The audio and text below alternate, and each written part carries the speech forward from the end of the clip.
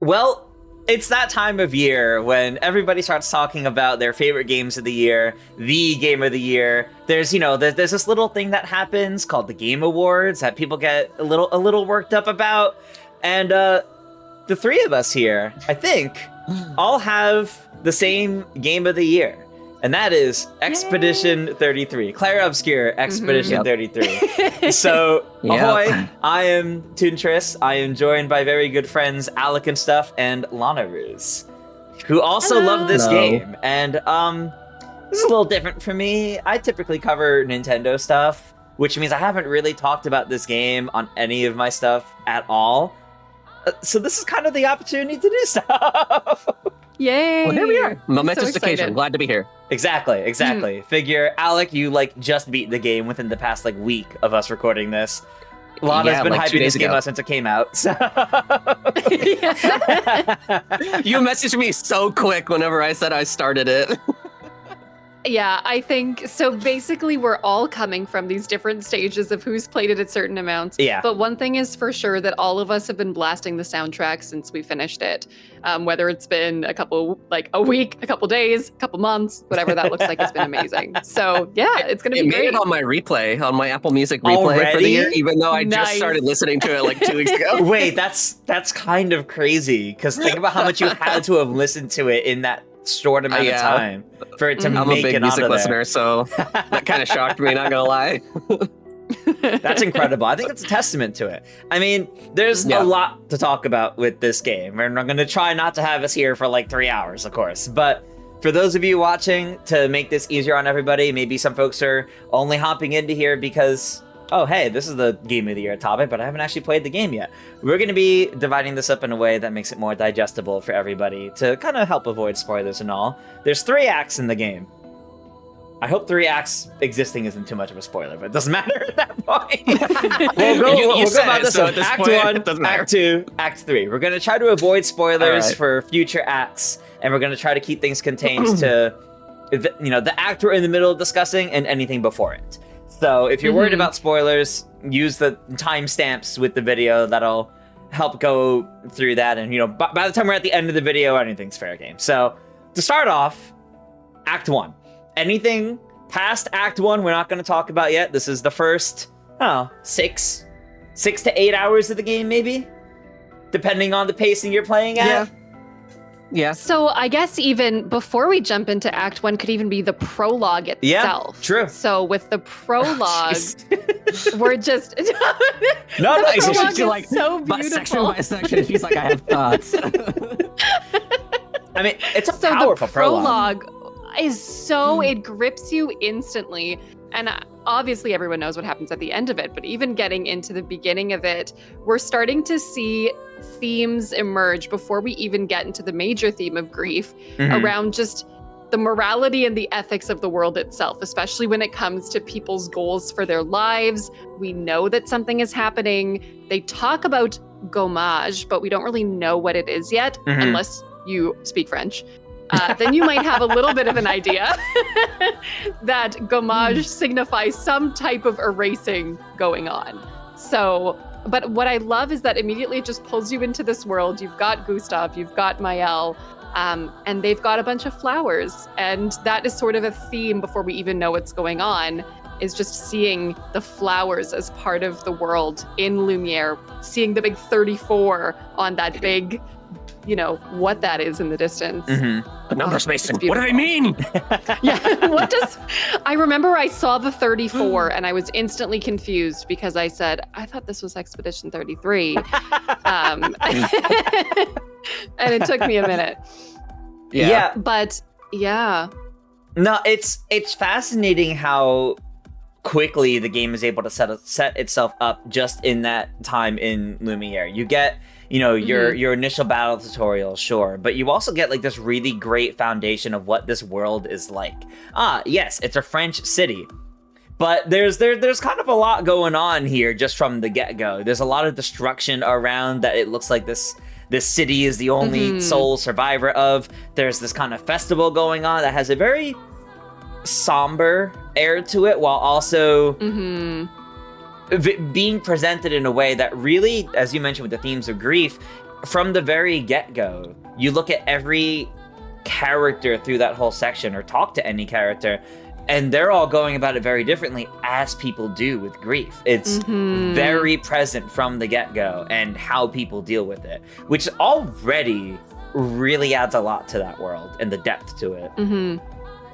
Yeah, immediately you're also seeing just that very bittersweet, pre-existing relationship-esque thing going on, particularly between Gustav and Sophie, and wondering like, what's going on here? Because you know he's desperate to reconnect with her, and you know something is going on because she's got the wreath of flowers around her neck. She's saying, yep, I've got room for this flower you're going to give me. Let's talk about our life and what's brought us to this point. And it really is setting up sort of the theme of farewell and the closure, and also kind of the lack of closure that we'll see in other relationships throughout the game too.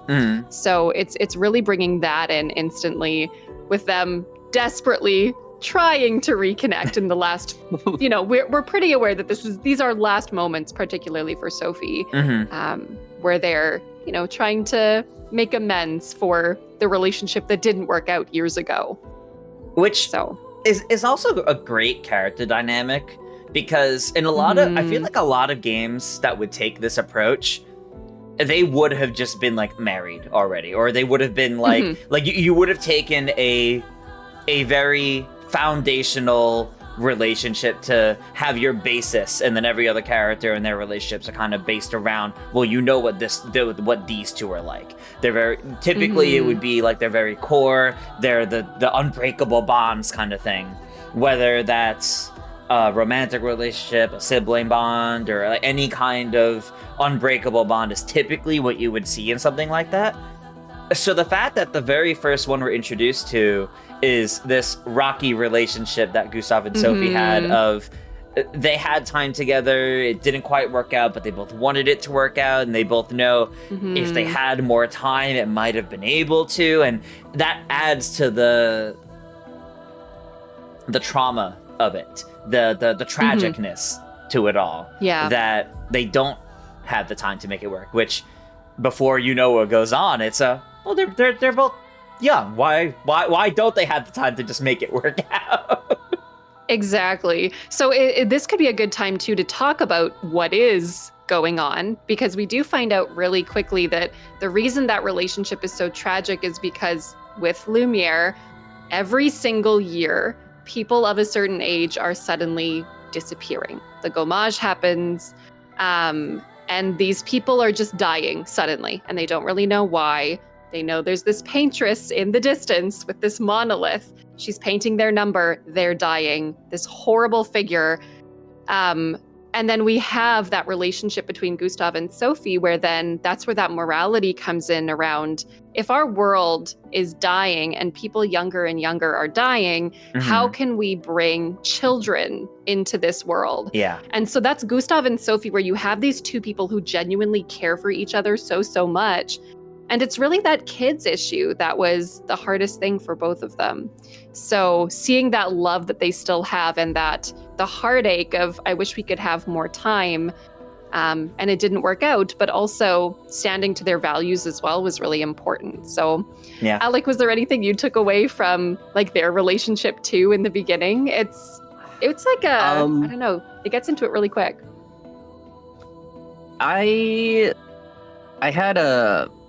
Okay, so we're talking about Prologue. I will say the first impressions that I kind of got from that whole, like just the section as a whole, is that the world itself, this is coming from somebody who doesn't really play a whole lot of RPGs. I mean, I'll play the Personas and like the big ones, but I don't really think I'm much of a, an enthusiast in the genre. So it says, or as it were. So, I think the thing that gripped me the most was how mystifying this world is, just as a whole, with the whole complexity of, this like, on paper, this sounds crazy, right? What I'm about to explain. This like giant figure in the distance who like paints a number, and that number correlates with the age of people that are gonna die. And then like it happens and they disappear into like this flowery thing and nobody knows why it happens. And it's like, immediately I already have so many questions as to like not only what that represents, but also like how does it work and like what does it mean in a grander sense. So when it came to personal relationships, I feel like that was more of at least in my experience playing it, it was more of an aside to what was like being presented to me as this really abstract and crazy fantasy world. Yeah. And also like that first duel with, I believe it was Mael, right? Yeah. Doesn't that happen in the prologue as well? Yeah, like your little tutorial battle, basically. Yeah. Yeah. That was also, like, from a gameplay perspective, something that immediately hooked me because, like I told you, I'm not a big RPG enthusiast and I don't love the idea of turn-based combat. I'm glad Pokemon's kind of, like, broadening their horizons with that because it didn't always align with my personal taste. But, anyway, that's kind of besides the point. But, like, this whole system of, like, Lumen and Pictos and, like, abilities and, like, his pistol comes out of thin air. And I was, like, just looking at all this and being like, this is so... I want to know how this all works. I guess I just kind of have that brain. So it's like mystifying. I want to know more about this world, more about the characters. Like you get a little bit of a brief time with Sophie, and like you kind of get thrown into what feels like the middle of this relationship quarrel with her and Gustav, and it's like, so like even with the personal relationships, I feel like I'm just immersed in this world, and I just want to know more, and I need to put in the hours and play more to figure it all out, which thankfully I did.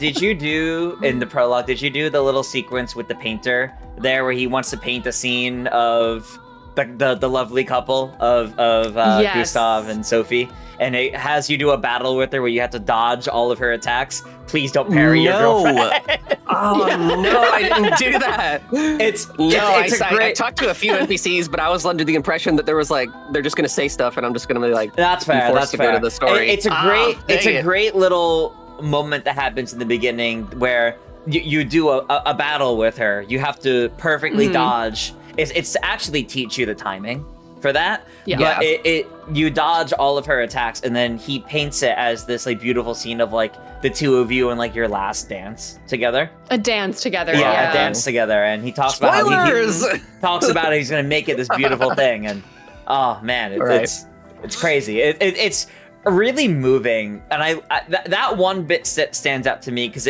I think that really encapsulated what was about to happen. That's really your realization of just the gravity of the situation, of exactly what's going to happen. It's not just this thing that happens often enough. They have a festival around it. People process it differently, and people are even doing things to honor each other. They're better than me. I'd be crying and throwing up and like freaking out. Oh, there's definitely people that are doing that, but it's when it's a fact of your life, for all of them, their entire lives. That's what I was gonna say. Is it's almost normalized for all of them, right? Like it's something that it's still horrifying for the people that are about to go through it, but thinking for them, the people that are especially going through as it's turning from 34 to 33, this has been pretty much probably their entire life that they have seen this happening. So they don't really know any different, but they do obviously know that it is still, like you described, the word mystical is coming up a lot, where there's no one really knows what happens after that. No one really knows why it's happening.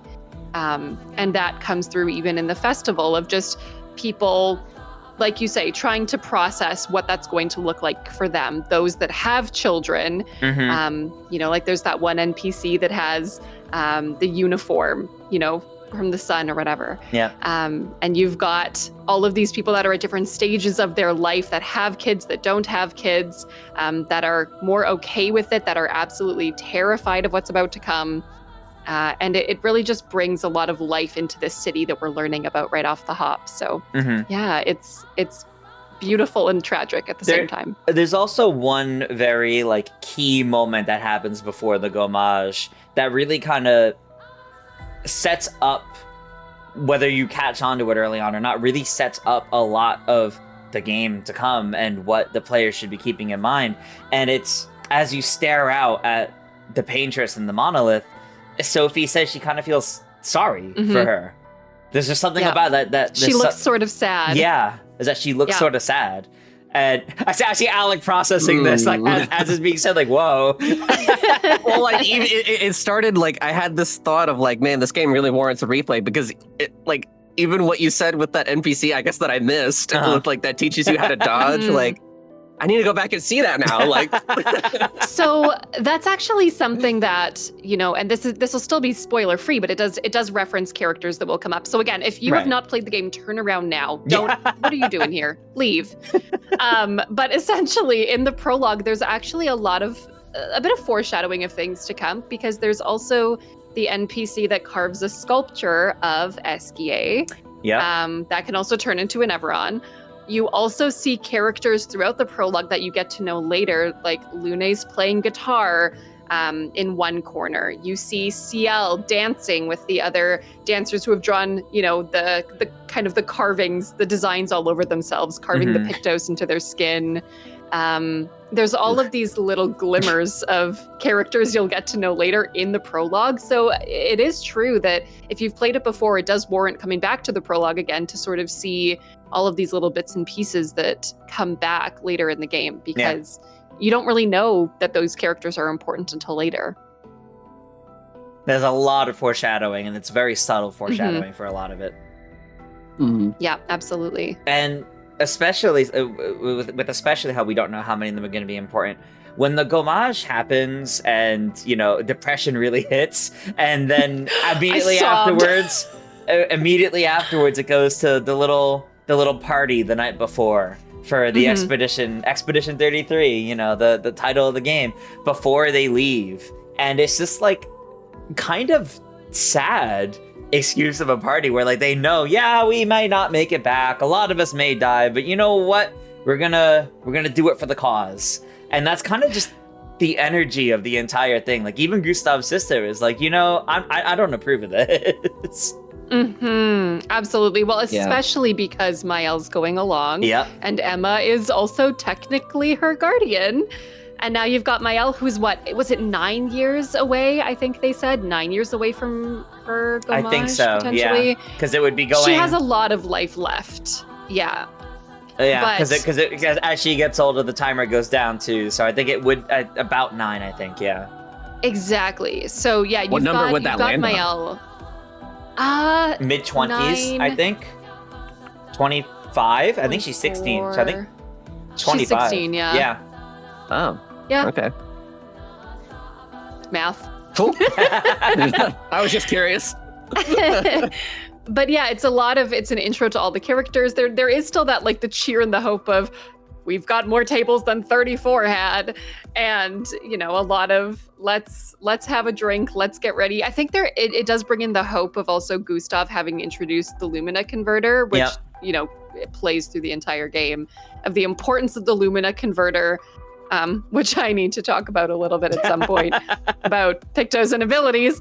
We'll get there. But yeah, it also speaks to that hope that Gustav has come up with this very incredible invention that actually might be the key to them finally making it to the monolith, fighting the Paintress. And so there is that hope there, but I think it's like every expedition, right? There was the hope, and then reality set in, and they either ran out of time or, you know, they ran into monsters, which we read in all the journals. In the case of 33, which who knows if this exact instance happened to other ones, but immediately landing at the continent, you know, reaching the shores, and having 90% of the expedition just annihilated by Renoir. Yep, blasted into smithereens. That was like shocking moment number 2. Immediately. How quickly it all falls apart. How'd you respond? So, how did you like that? so okay. Before I give my thoughts, I just wanted to ask Trish, like, structurally, should I be like establishing like what's happening in the game as I talk about it, or should we just like... You don't have to. You know? You don't have to. Okay, cool. We're just trying to make it like an easy point of reference for, like, because you even mentioned you kind of played through a lot of it in like a week, basically, trying to help, like, frame it for you when exactly this was, if it helps. Yeah. Okay, so basically, after they actually set out on the expedition, Mhm. the name in the game. Credits roll. They get attacked by this like creepy old man who has like no name at the time, and he's in a black suit. He looks really cool, like really silver does. fucked, like sexy kind of guy. Also, everyone in this game is sexy. I don't know what it is with that, but so anyway, like and like the whole expedition dies, and like basically what there's like Lune, you find later, right? Because Mhm. he's like, oh my God, I'm getting ahead of myself. Okay, so basically, like, Gustav escapes from this guy, right? And then he's like contemplating, sitting on the table, like on the floor amongst this pile of bodies that came before him, on whether or not he wants to take the safe way out, or right, like the Yeah. quick way out. You know what I mean? I don't want to Mhm. say it because we're on YouTube, but you know what I mean. And It's dark. it took some, it took an very outside dark. force, that being Lune, to convince him to stay, which already to me kind of nudges its way towards the theming of like, you know, brotherhood and community and the importance of that. Yeah. And I thought that was really cool to see right off the bat, because not only is it shocking, not only is it, you know, gripping in the sense like you're like, don't do it, even though I've only known you for 15 minutes. Like, Yeah. this wasn't even though times are dire, right? You're rooting for him. And Mhm. you know, I think overall it was, you know, that whole sequence was just shocking. It's Mhm. emotionally powerful, and right after an already emotionally powerful sequence of the Gomage, so you're not really expecting to immediately get hit with another one. And Yeah, I it's- mean, that's like- kind of where it kind of like subverted my expectations a little Yeah. bit, because like they could have just kept it as like, okay, we're on the expedition now let's go this way, and then we'll like see what's over there, and like who knows, right? Yep. But Mhm. instead they like kind of chose intentionally to keep it very I don't want to use the word depressing too much, because it can describe a lot of what happens in this game. It But, immediately turns to hopelessness, is what I, I was would going to say. say it hopeless kinda- was the word that popped up. Yeah. It kept morale pretty low. Yeah, Mhm. I'll say. in a sense. So I think it's cool that they're starting the characters off from basically ground zero. Like it can't get any worse than this. hmm So you would think. Anyway. Mhm. And I do love Lune in that moment, pretty much also saying, well, you can take me out too. Like if you're going to take yourself out, you're going to take me out at the same time. She was sitting directly next to him. Yeah, because like and at it that point, does- why would you do that by yourself? I know. And I remember just personally in that moment, that is when my theory of time, like a time cycle came in. Mhm. Because I remember my mind immediately went to this old man is Gustav. And Oh my for some God, reason, me that's too. just what my brain did. It seemed like And such so- an anime thing, and I was like, that's got to be it. Yeah. So that's when I started theorizing, because the whole time you are really trying to figure out what's happening, why is it happening, what's Mhm. really going on. So I remember that was Yeah. the first theory that I grabbed onto, was that there was some sort of time cycle going on, that people weren't actually dying, but that they were coming back as something else, is what my brain had said in that moment. Mhm. That'll come back when I talk about a boss coming up soon too.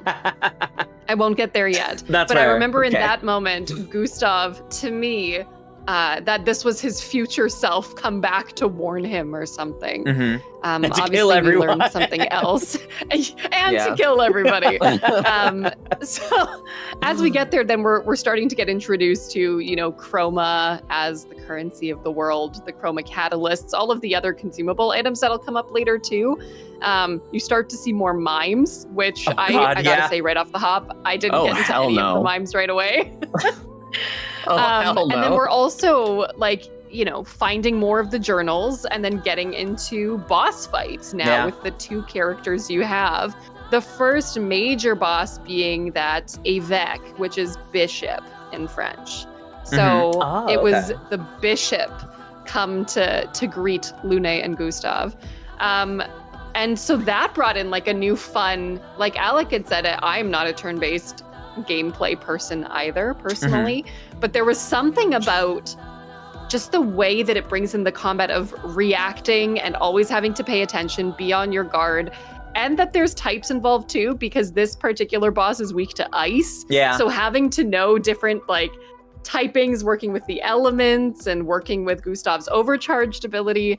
It just really brought home that, okay, this battle system is really, really cool. Yeah. I like it a lot. Yeah, it was definitely around this point too that the battle system started to like really sink in for me as well. We were out of tutorials, out of like mainly tutorials, and you were really starting to get like a good taste of what the general flow of combat is like now that you had more than one character as well. And it has that, and I'm gonna like hate saying this because that gives like a certain thing. It has that Persona 5 style to it.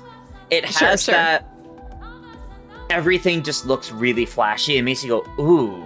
Like every little bit, it has that juice to it. Like, you know how like for like years after Persona 5 came out, like people were making memes of the battle UI? Like, it's that kind of thing. Like, I immediately felt like people were going to do that with this game of the style of everything, all the flashy battle effects, all the flashy, like, UI elements. I felt like people were going to be doing that with this, except instead of just a turn-based game, it wants to keep you on your toes with blocking and dodging and parrying. And I'm someone who very quickly realized... I can't hit that dodge button because I will rely on that dodge button. I will never parry. So I trialed my fire. I relied on that parry button. Oh, wow. And if I took the damage, I took the damage. Because if I wasn't going to learn to do it, I was going to take the easy way out every time. Right. I mean, the fact that you can do that speaks to the game design itself. Yeah. Like, it's cool that you could just completely ignore certain parts of the battle because, like, it's not something that's in your interest to do as a player. But oh my god, the parries feel so satisfying. They make them feel so good. Elden Ring, like, yeah. It's nice when they differentiate between dodging as just you are avoiding damage, and then the parry as, hey, you're returning damage now. And having a true payoff for it as well. Obviously, it's the tighter timing, and it gets even tighter depending on your difficulty level. Right. But it really does pay off, and it has that flashy, like you say, the flair to the battling as well. Yeah. That really makes it feel just so satisfying. So, I will say one thing that it also adds to the overall, gameplay experience is. I'm going to throw a bit of a curveball here as somebody who's labeled themselves already as not the RPG enthusiast, but to me, it felt more akin to what I liked about the battle system in Octopath Traveler. Oh, where, interesting. It like those fights were very cinematic and very larger than life in a lot of ways. Right. And that's a lot of what you get here in Expedition 33, obviously turned up to 11 because it's a proper 3D space, but I like that you have that sense of agency in these fights where you can choose how you want to do it. Like for me, obviously a lot of my carry throughout the campaign was Mael, and it's kind of cool to see that other people online had different builds or different character loadouts entirely than I did, and it kind of opened my eyes to things I didn't consider. Like, as somebody who went through their campaign not using somebody like CL, because I don't really love her gameplay mechanics, it's cool to see how strong that she still is, to people who actually do enjoy that side of the combat for her. So, agency and the fact that it is there adds a lot to the immersion that I feel whenever I was playing that game.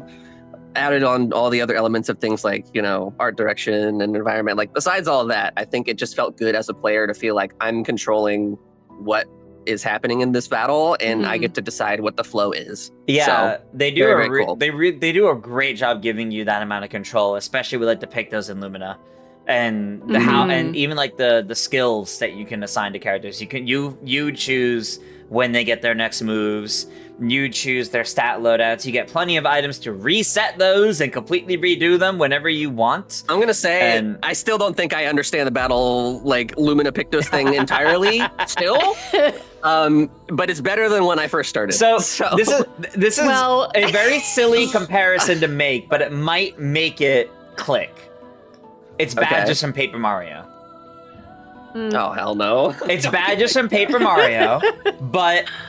so that's the Picto. The Picto is a badge. After using it in battle 4 times, anyone can use the Lumina points to equip it themselves. To take the ability without having to equip the badge.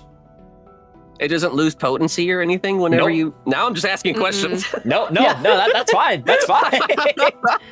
So this is Interesting. also, it's a really funny moment where I can explain that I also turned out I didn't understand the battling system at all, unfortunately, as someone who is a speedrunner and mashes through text. I Oh no. didn't know that the ability system existed. I actually got a tutorial of it after credits rolled. Oh my gosh. No. So while we're talking about Pictos and ability, I'm just going to frame everything I talk about now. Please understand it under the framework that I only used Pictos. And That's hard never mode. I assigned all of the Lumina points that you collect to people, but didn't really understand what I was doing, and then never actually assigned a single ability. So all of the Pictos that we... I realized that. I realized that super late on too. So like, it wasn't exactly the end of the game, but it was pretty far. That I was like, oh my god, you could put stuff on other people. There is a lot of freedom and creativity in the customization of these builds, which I know we've just touched on, but I do also want to point out that I failed to use any of it. Dude, no, it was so funny because like you get like mid-game and you're like, why is this so hard? Like, why am I dying? Yes. And then I was like, oh, right.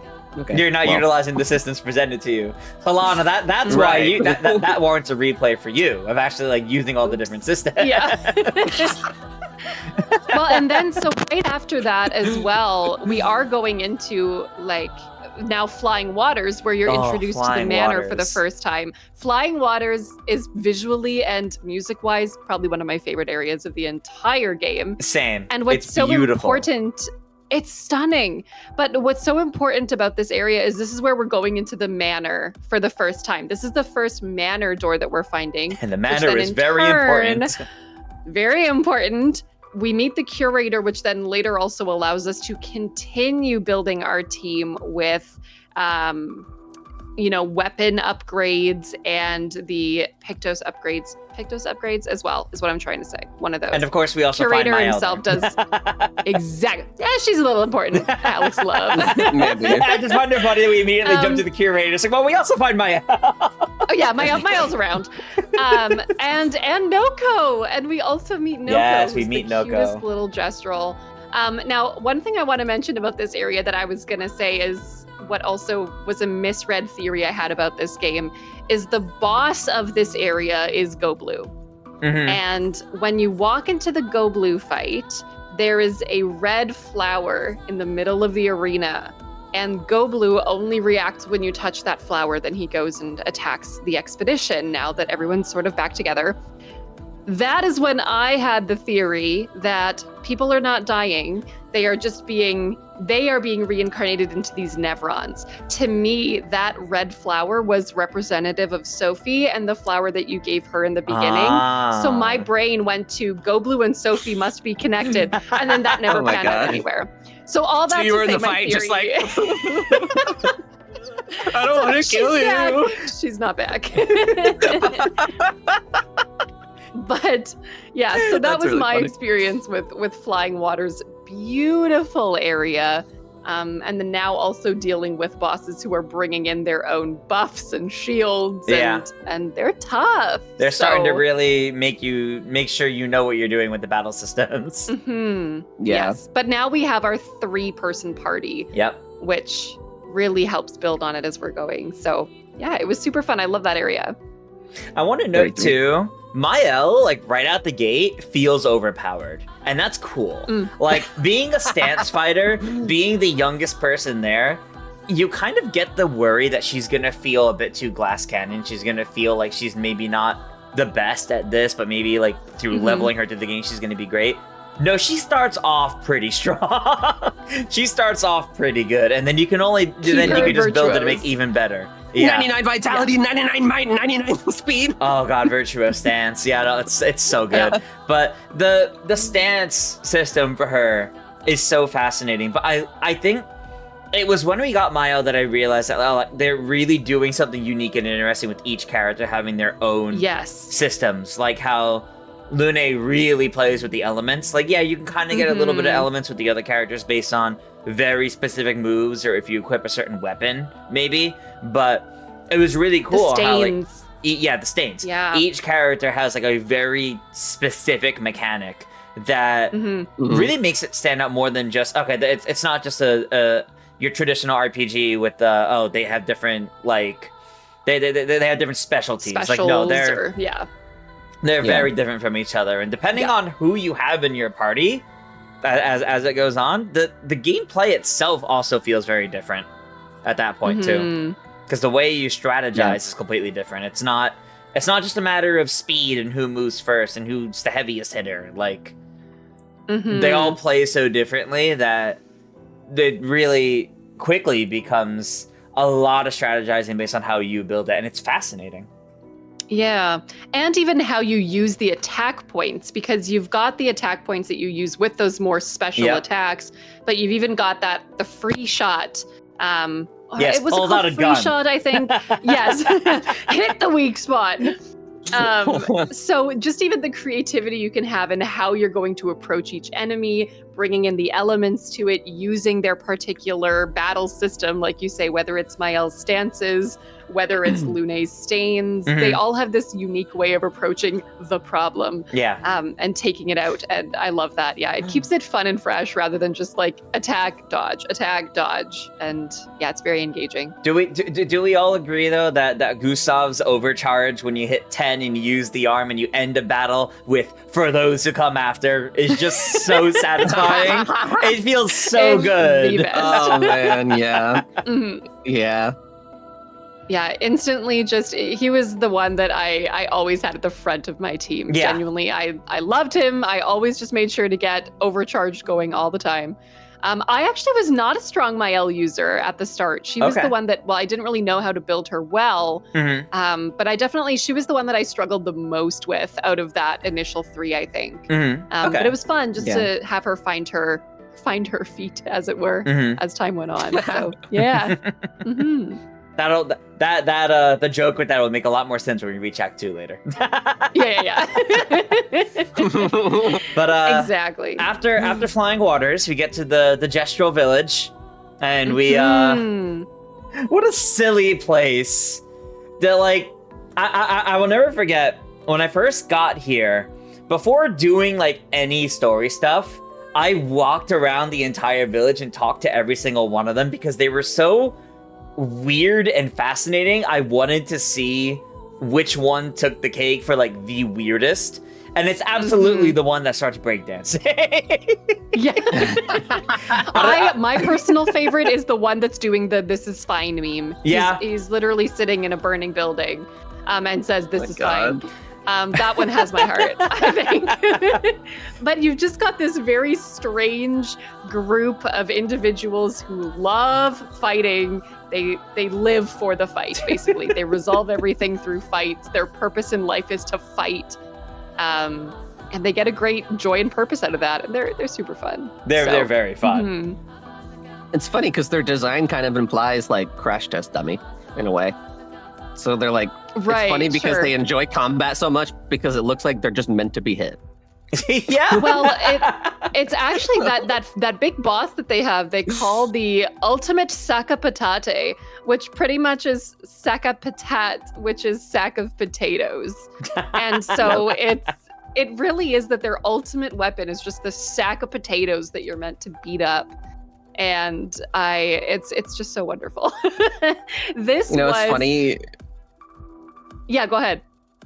I was just gonna say I should have mentioned this earlier, but I actually do know a little bit of French because I took a lot of it in high school. I also know Spanish. So seeing that for the first time felt like so rude because they all call him that. Yes. For context, I know 0 French, whereas I think Lana knows the most. Oh, really? I didn't know Lana knew French. Yes, I do speak it. Oh. Surprise. So it adds to the different experiences we all had. Your level of French understanding will affect your just how much you understand little subtleties in the French game. Shocker. True. I know, right? I mean, it's not like you miss out on a lot. No. It's good to have. You don't. It's like secrets. There's just little and jokes. I think funny little turn of phrases where like enemy names. A lot of the enemy names are just silly little French names like Grosse Tête is just big head. That's it. Yeah. And so it's literally this big head that comes smashing down on you, and that's just what it's called. Or you've got other ones that's one comes in later called Bouche-Clier, which is bush, which is mouth, and then also a mix of Bouclier, which is shield. And it's literally a shield and a mouth, and it's just fun little turns of phrases. But that is so then good. Also here is where we meet our fourth member of the party. Not counting. I don't really count Noko.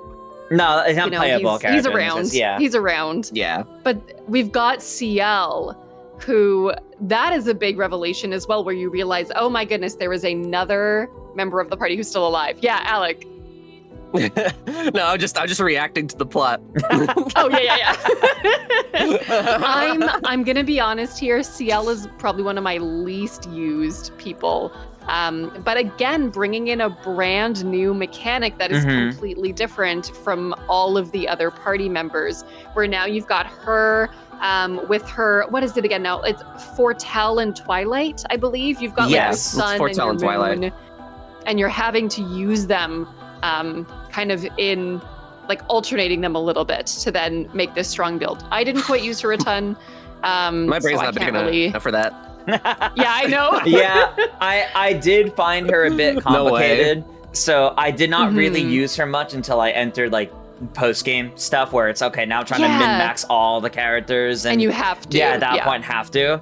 But early on, I found her mechanic fascinating, but I didn't quite click with me, so I didn't really use her much until late game, post game. But what I wanted to ask here is, as a character, from her introduction and early on in Act 1, how did you both feel about her? Because my initial takeaway is she felt a little random as one of the only other ones to survive from Expedition 33, because we can see Lune clearly was someone of, like, she's able to take charge. And Maëlle, from the get-go, seemed very plot important. Of course, Gustav's sister, daughter, they never figured that out, was gonna end up surviving. But for them to kind of have that connection, and it also seemed like Gustav and Lune were also, like, pretty good friends. So to then have CL, who we're told is close with them, my initial takeaway is that she felt kind of random to be as a one of the only other survivors. I grew to love her character much later on as it progressed. I think she gels better with later characters than she does with this initial group. But at first, I wasn't quite sure how to feel about her. It felt like if there were going to be other survivors that we pick up like her, it would have been fine. But initially, for the longest time, she's the only other one. And it feels a little weird as to why her at first. Yeah. Especially because it's not like she really appeared in a speaking role as much in any of the earlier cutscenes. I definitely have to say she wasn't my favorite off the hop, kind of. But I mean, we're meeting her as this grand champion challenging people. So I think I saw her as a bit standoffish, and I just didn't know enough about her to really feel like I didn't have that empathetic, excited response of, oh, this is my bestie, I'm so happy to see her again, because we really didn't know anything about her. So, and I think there was still that feeling of, yay, excitement that there's other expeditioners out there. But like you say, in the beginning, we didn't really know much about her in that moment. So I didn't have that deep, it wasn't like when you find Maëlle again, for example. So. I mean, initial impression was kind of underwhelming.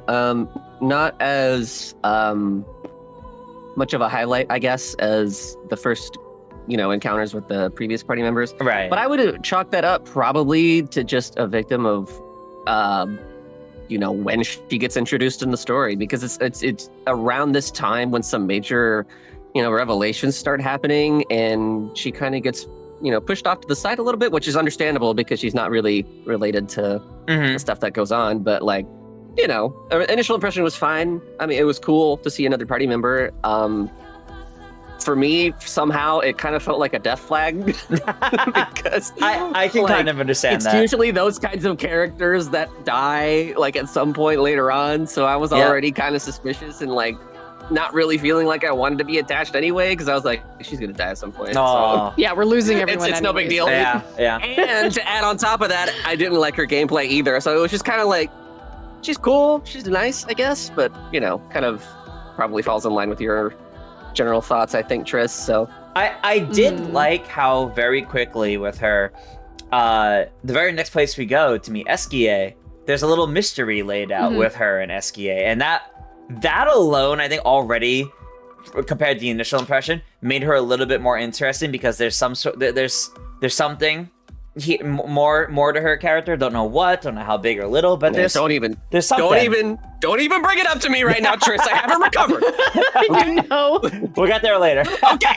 Too soon. We'll get there eventually, but We'll don't get there even. later. It's too soon. But yeah, Ciel's there for meeting Eskia. Eskia's an incredible character, but before diving into that, I just want to point out, I need to highlight the incredible moment of when you first said to Eskia for the first time, and you just have Gustav scream, "Get out of my way!" Yes. Yeah. And it turns out it doesn't even Why matter. are you being so mean? Yeah, it's so funny. Like he hypes There is himself some up, he's beautiful, like quirky writing. ready to bring it all, and then he just feels so bad after.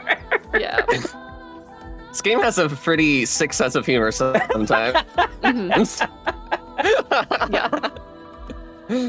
But yeah, Well, I thought and that I was funny think too. even just talking about that fun, quirky writing really comes into everything that takes place in Eskia's nest, because then you have this entire sequence between Eskia and Francois, who has probably stolen this very important rock that Eskia wants. And just that relationship between them, there is something, like, I think I nearly died laughing when they're just yelling back and forth at each other. Yeah. It's like, go talk to Francois in his house. And then they literally are just next door neighbors, and they're just yelling at each other anyways. And then there's Francois, who literally, it's like, he unleashes the strongest ice attack ever. And I'm like, oh yeah. Really? Right? And then you get one shot and die. And then, yeah, you have to random find out. I guess it is. So that really, the introduction of Eskia and the fun little banter going on there between all of the characters and Francois really reinforced to me that, oh, this is a funny game as well. Because it starts off so dark, and then it gets into that lighthearted humor with the introduction of the Gestrels and now of Eskia, and it's really bringing that lightness and humor back into it. And that was just, it was such a fun moment that it plays on all of the emotions as well. So it does a great job making you feel like, too, like, okay, after giving you such a heavy start with, you know, subverting your expectations multiple times by just keeping it heavy, creating a situation that just feels hopeless and depressing from the get-go. As you progress through Act 1, it really feels like it lightens. You get a lot more hopeful towards it all as you find more of the party, as you kind of build the goal to work towards and take steps towards it, and then you get to Eskia. It's like, yeah, we're getting a lot more lighthearted humor. We're getting a lot more like character building between like the different dynamics between these characters. Like, okay, this is the party we're gonna be working with, and they're working well together, and we're reaching that meat of the adventure now, and you know we're gonna start to like learn to love everybody, basically. Exactly. We're going to, I like what you say even about subverting of expectations, because I think that's Eskia in a nutshell. Yeah. Where, you know, they're off to meet this godlike creature, this mystic being that everyone just reveres as like, who is he? No one's ever seen him. We need to find him so that he can swim us across the vast, you know, water. And then you meet him and he's just this happy little guy. His voice is really funny too. I will add, that performance is really great. It's such a great voice. Yeah, and he's such a fun character. Yeah. And obviously he sticks with us through the rest of the game and continues to just be a phenomenal character. So I do like how it does bring that levity to everything that you're going through, really, and it brings back a bit of that hope. That, okay, maybe we can do this now that we found him, once we get all his necessary stones back. So. Once we find the stones. But exactly. then, speaking of stones. Speaking of stones. Yeah. Remember what we said about feeling hopeful and like we could do it? Then we go to Stone Wave Cliffs. Yeah. And we fight the Lamp Master. So cool, Beautiful by the way. It's so cool. Yeah. Like, actually. So cool. Like, that fight, When I said I wanted your thoughts on the boss, that was not just because I wanted to know your thoughts on the afterwards. I also just really like that boss. I mean, I credit where it's due. Like, I'm a big horror person, and I just love the intro to that fight being so, like, grotesque and almost like an eldritch horror coming to life in front of you, and you're like, I have to fight that? What? I'm a 16-year-old, some 40-year-old guy, and like, what am I supposed to do? So, the presentation music, behind that. Oh god, the music too. Yeah, the music, the presentation leading up to and for that boss. Especially since that's your first, as Lana mentioned to me when you went through it, that's your first boss with a phase 2. Yes, I remember that because I had difficulty with even just that ultimate sack of patate. Yeah. So then I get to Lamp Master and I smashed phase 1. Well, I smashed what I thought was the entire boss, and I was like, I have got this down. I have figured it out. I am so good at this game. And then phase 2 happened, and it was like I was dealing with like a Dark Souls 3 boss all over again with like the Abyss Watchers, where you're like, I got this, and then you realize, oh no, I don't got this. Oh man. And then it proceeded to just absolutely destroy me in phase 2. Yeah, that's exactly how it went for me as well. Yeah. Yeah. It was, that was the first of many, like, I killed him. What? It's coming back. There's more. Yeah. That's almost exactly what Lune said. Yeah, right. Yep. The same Later. reaction. Later. We'll get there. Yes. And it really was just a beautiful build up to then again what turns out to be a horrifying end to Act 1, where we've got this excitement that, okay, now we can cross the water. We're all ready to go. Let's continue to the monolith. And then, in a beautiful moment of sound direction, we hear the thunking of a very familiar cane. And we have this very intense battle now between this man who has emerged from the mist, who we now know as Renoir, and Gustav. So, friends, how did we feel about this moment as they're duking it out? God. What were we feeling? I'm thankful, having played this a few months after it came out, that I was not spoiled on this happening. Same, yes. Because I had friends who got so close to accidentally spoiling it, but thankfully they didn't. I hit this point in the game. It was like 2 a.m. I was playing the game, waiting for my husband to get home from work initially. He was working late. No. It was like 1 a.m. or something when he got home, and I was in the Lamp Master battle at that point. So he decided to stay up with me. He's watching me go through the battle. I die in the battle, so I redo the fight. And then we get to this whole sequence afterwards. It's late at night, and I'm convinced, yeah, this is going well. We're definitely gonna progress. No, what the game throws at you is this absolute subversion by taking out your protagonist, taking out your player character. Yeah. And I remember I was like speechless through all of this. And when this whole cutscene finally ends, my husband looks at me and goes, "Damn, Expedition 33, I didn't know your game like that. Sorry." There's like that now he was interested, because that was the first thing he saw of the game. That sequence, he's like, "Damn, all right." Mm-hmm. And I was speechless, because I cannot personally think of a time when a game this far in did that, of subverting the expectations and taking out your protagonist, changing who the protagonist is, and not to who you would expect it to. You would expect it right after that to become Mael, to carry on what's going on for Gustav. And no, it's a complete subversion.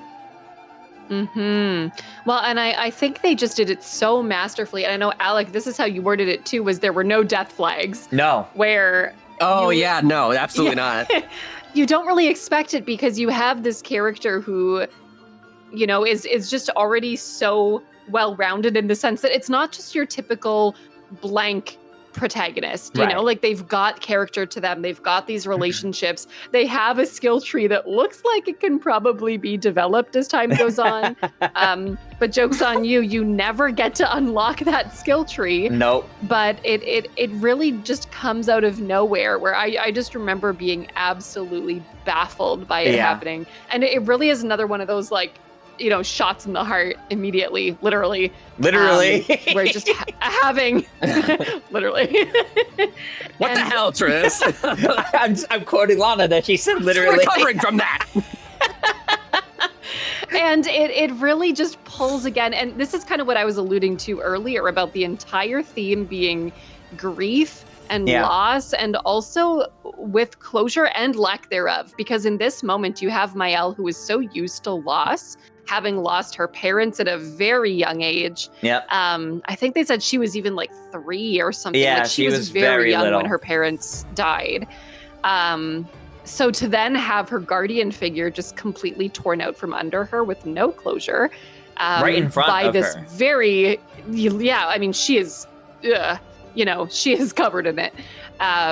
It's horrifying, and it really is pulling us right back out of that sort of hope that we had built up by finding Esquier and, okay, we're doing this, to now how are we managing this level of grief yet again. So that was very intense. You know what? I gotta say, this is probably my selling point on the whole game at this point.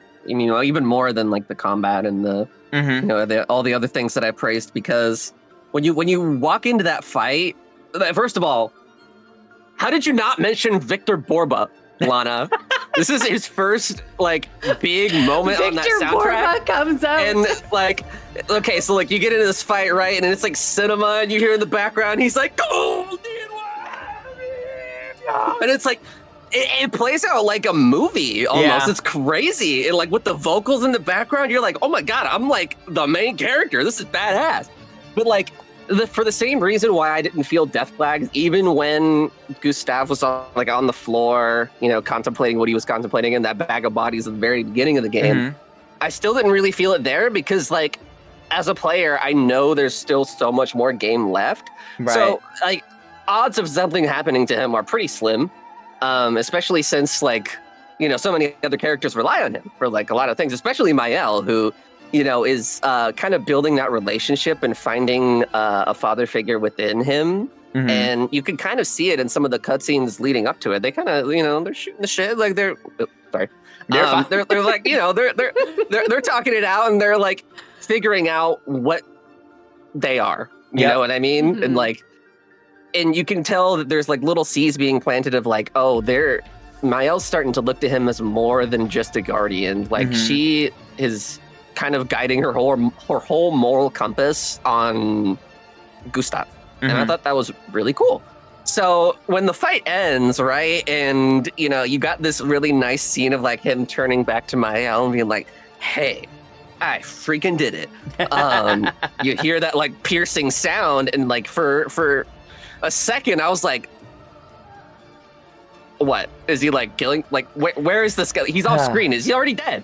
And then like you slowly start seeing the light, you know, in a frame of speech, like you start seeing the life leave his eyes a little bit, and you're like, holy shit, no way. And then like the whole rest of that scene played out, and you're just like, wow. And then the screen, Act 1. Are you kidding me?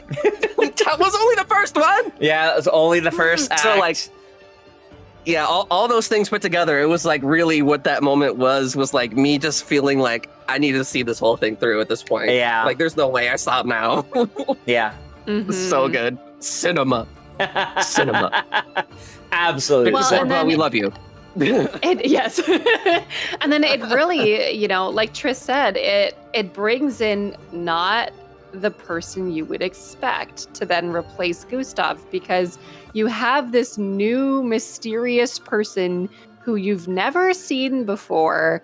Who's just voiced by Ben Starr. suddenly- Yes, voiced by Yeah, Ben you've Starr. got. My heart. You've got. So I immediately feel safe. Immediately fell in love with this man. Don't know what that says about. Interesting. But Interesting. so you have this person that you know nothing about who's kind of being buddy-buddy with this team of, I got you, I'll help you out, let's go. Yep.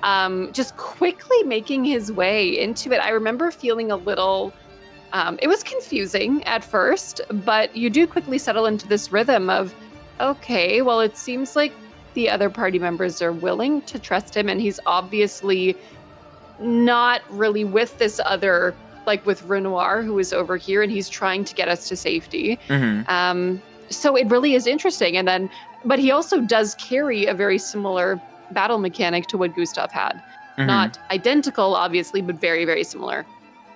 So having him suddenly join the party as you're going into now the Forgotten Battlefield and into Act 2 is, it's new, it's interesting. And you've got to, What's great about them doing that as well is it immediately takes your mind off of the dramatic mystery that now surrounds Maëlle.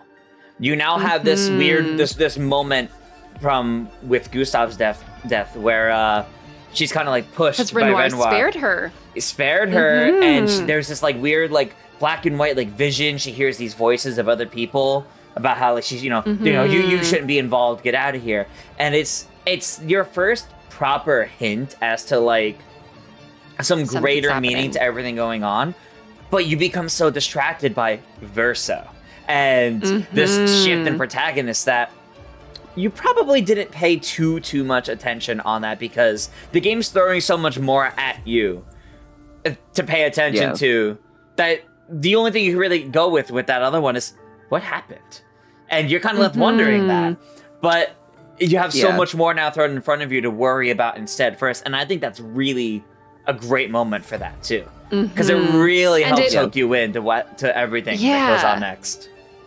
It comes back to that common phrase that they all say through the entire expedition is, when one falls, we continue. Yep. And so like it brings that in immediately where, okay, Gustav is now gone, but we still have a mission to accomplish, and we need to keep at it now. So we can either choose to stay in this grief and never move on, or we can continue towards, this ultimate goal that we have of reaching the monolith.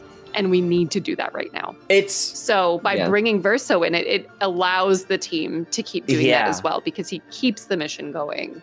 It's fascinating too, because Gustav is the character that is given that speech from Lune initially in Act 1 of it. It's when one falls, not if. When when he has this whole fuck the mission moment, she's like, really? That's what you're gonna say now? Like, you have this teaching moment for him directly from her. It's fascinating to then at the start of Act 2 get her and the rest of the party essentially learning the same lesson in a very different way because he's gone. Yeah, exactly. Right. And how did everyone feel about Verso? Was there that immediate like when he came in, what was your response to him? Lana, I think sometimes we have a little bit of the same brain, because, previously when Renoir was first on screen, this is like my gamer brain getting ahead of itself. I was like, this has got to be Gustav from the future or something, right? Because how many other silver fox with a beard looking dudes are there in this world? It's just him, as far as I know. And then he died, right? We killed him at the end of Act 1, or so we think. But when Verso came on screen, that's when I was like, oh, so Gustav wasn't that guy. He's actually this guy. And this is the Gustav from the future. Because his gameplay is very similar. And Renoir was actually Gustav future, his future version's dad. So I was like Charlie Day, you see? I understand now. Yes, Pepe but Sylvia. I think this is I think it's funny because this game does a really awesome job, at least for me as a gamer, of kind of putting me in the shoes of the characters themselves. And I think partially what has to do with that, I'll say this now that we're in Act 2, is that this game really takes its time explaining what's happening in the world to you as a player. So like a lot of the time, especially in Act 2, I'm sitting here wondering like, okay, so like back it up for a second. What is actually happening with the Paintress? What is going on with like, why is Mael seeing ghosts? And like, I had so many questions. And I think it's really, really cool to be able to have that sort of same experience that the characters are having as a player. Yeah. And so when Verso came on screen and was acting the way he was, and it was very easy for me as a player to kind of form my own opinion and say like, I don't trust this guy, or he's like acting suspicious or whatever, which is what you usually do in like pretty much any other game that has a story like this. But since I was so immersed into the world, I kind of took Lune's lead, because at that point I was like, okay, Lune seems to be like have a good head on her shoulder, so if she trusts him, then maybe he's fine, right? And so I think that's really cool that all of these elements kind of blend together to create a story that I'm engaged so well in, that I'm like kind of taking the opinions of the pixels rather than forming. Well, I think what's fascinating is with the shift of protagonists, it does not become a shift in perspective. So by making the player character Verso, it does not mean we suddenly have all these answers from things that Verso actually knows. We're still learning things at the same time as Mael and Lune and CL. And I think that's very important, because it means even though Verso's your protagonist, and it feels very strange to have a protagonist that you can't trust, it does not mean you can trust him. And that is very fascinating. Exactly. Yeah, it was more of like, Lune trusts him for now, so I think I'll do the same. And I'll just leave it at that. Right. Yeah, absolutely. Well, and then we're getting closer to the Paintress now at this point. We got the ability to now go through water. I'm curious, because this is one thing I found that I was very bad at.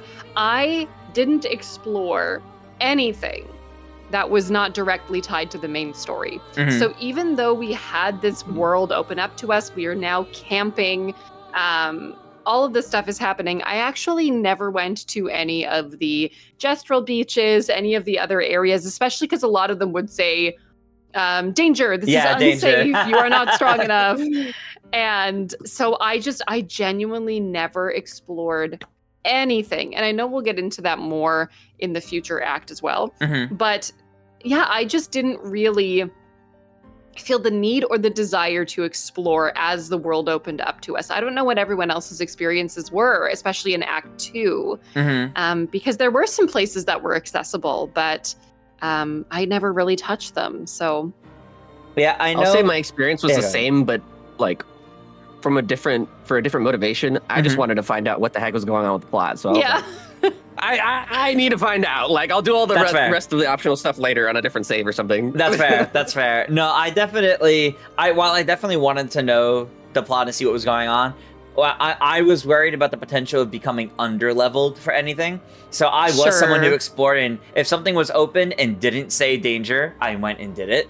I liked finding the mimes and trying to fight the mimes, as difficult as they were at times. Absolutely not. I hate the noise they make. Yeah, it's weird. Ew, their voice acting is so gross. I really enjoyed the gameplay going on, and I felt these would give me good opportunities to learn like what Verso can do, and trying to learn more of the characters. Because for me, I still wasn't quite feeling CL's gameplay, so Verso literally just replaced Gustav for me and became the main one in the party there for me. I do remember exploring quite a bit, but I didn't go like crazy and check like every single new open area. Just what it told me I was leveled for. But I was trying to also focus on the story. I was trying not to get too sidetracked. But do you have a favorite? I found. Oh yeah, go ahead. I would say, but this was also when the camps opened up.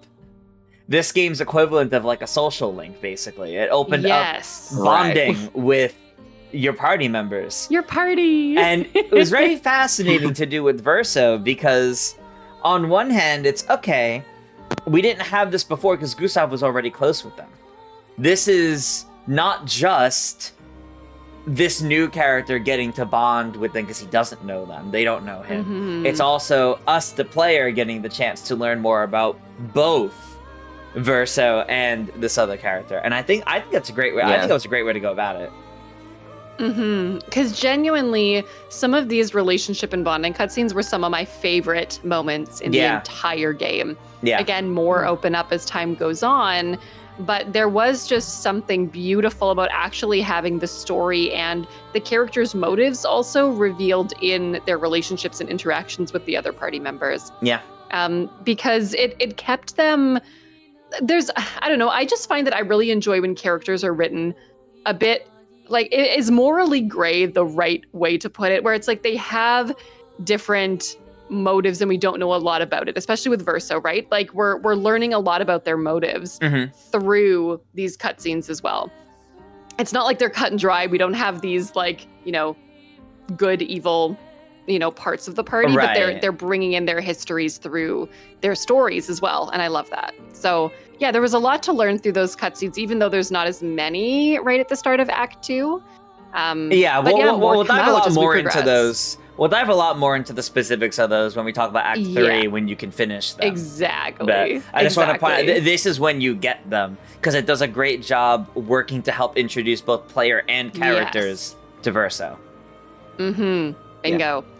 And then we get to our bestie as we progress through Act 2. I think we need to bring up Minoko. We get to, these characters are just so incredibly well written. I love their dialogue. This guy's weird. Minoko, he's fun. He's so funny. He starts off every battle saying, like, what does he say? Like, delicious feet or something? Or like, I don't know. He has a line. What lovely feet or something like that. Yeah, what lovely feet. And I'm like, bruh, do you have to say that? What happened to, like, let's go or, like, hope we win? Like, I will be the first to admit again, I did not really use Minoko as a party member. I was a hardcore... Oh, really? Yeah, I think when I finished the game, I had 3 feet. And wow, okay. More than 2? I went heavy on Verso, Lune, Mayel as my main trio. That's weird. I didn't touch Verso at all. While I used Minoko most of the time. I used the same trio, a lot of Verso, Lune, and Mayel, but I often swapped Minoko and Mayel to try to get like different kind of gameplay in, and I really liked what Minoko offered because it was fun fighting these different enemies and then seeing what move he would get from them. Yeah. It was really cool seeing, because some of them feel really overpowered, and that's really cool. Yeah. So not a Minoko fan, Alec. Listen, now I was going to say, now that we've encountered Minoko, I want to talk to you guys about my party. Yes. I want to talk about my strategy. Okay. And then I'll shut up about it. But my favorite thing about this party is that I could start off every battle. It would always be Mayel, right? So I'd have Mayel. Right. She had an elemental sword attack or something that was fire-based. So I start off with like just a basic fire attack on somebody, right? But then Lune was like my setup person, so she has a lot of abilities that deal damage to all enemies on the field. And I gave her +1 AP at the beginning of every fight, so she could Terra everyone at the beginning of the fight for a few turns to set that up. And then Minoko was like my healer.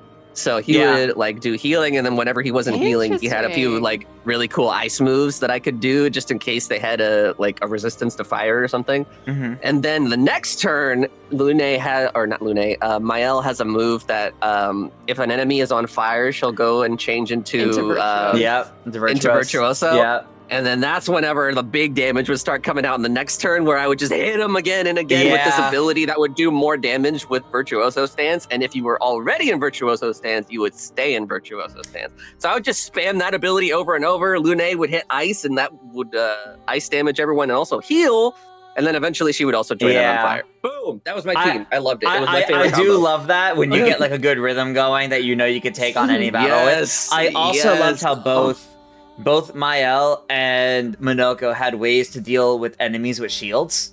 that made the shields like meaningless. And I loved that because the further in the game you get, the more shield-based enemies you encounter. Oh my god. And boy, do those skills come in handy. But I actually found myself using Monoko's more than Mael's, because Monoko's was great with the more shields the enemies had stacked on, the more piercing damage he does. So it was great getting enemies that like constantly stack more shields on them, and then just doing the move. That they do exactly, where they like stab themselves, and then where they stab themselves, and then they pull out the sword, and then they do it. Off. It would be like 8 shields, and I'd be like, and it's all right. Time to bring up Monoko. Monoko could probably one-shot it now.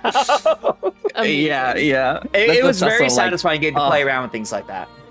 He has such good utility. I love that guy. Yeah. And, that I really like what they did in the entire game, where now we know Monoko was our final party member, right? Where then we are left with 5 party members, leaving us with this feeling that there must be a 6th. There must be someone coming back to take that 6th spot. Yep. Right? Gustav! Yeah, exactly. And I think that there was that sense that maybe he would come back. Maybe we're going to get this full party, and that just never happens. Nope. So it's really interesting how now we've got this complete party, and we're at about... it's hard to say if this is the halfway point, because Act 3 is about as long as you make it. Yeah.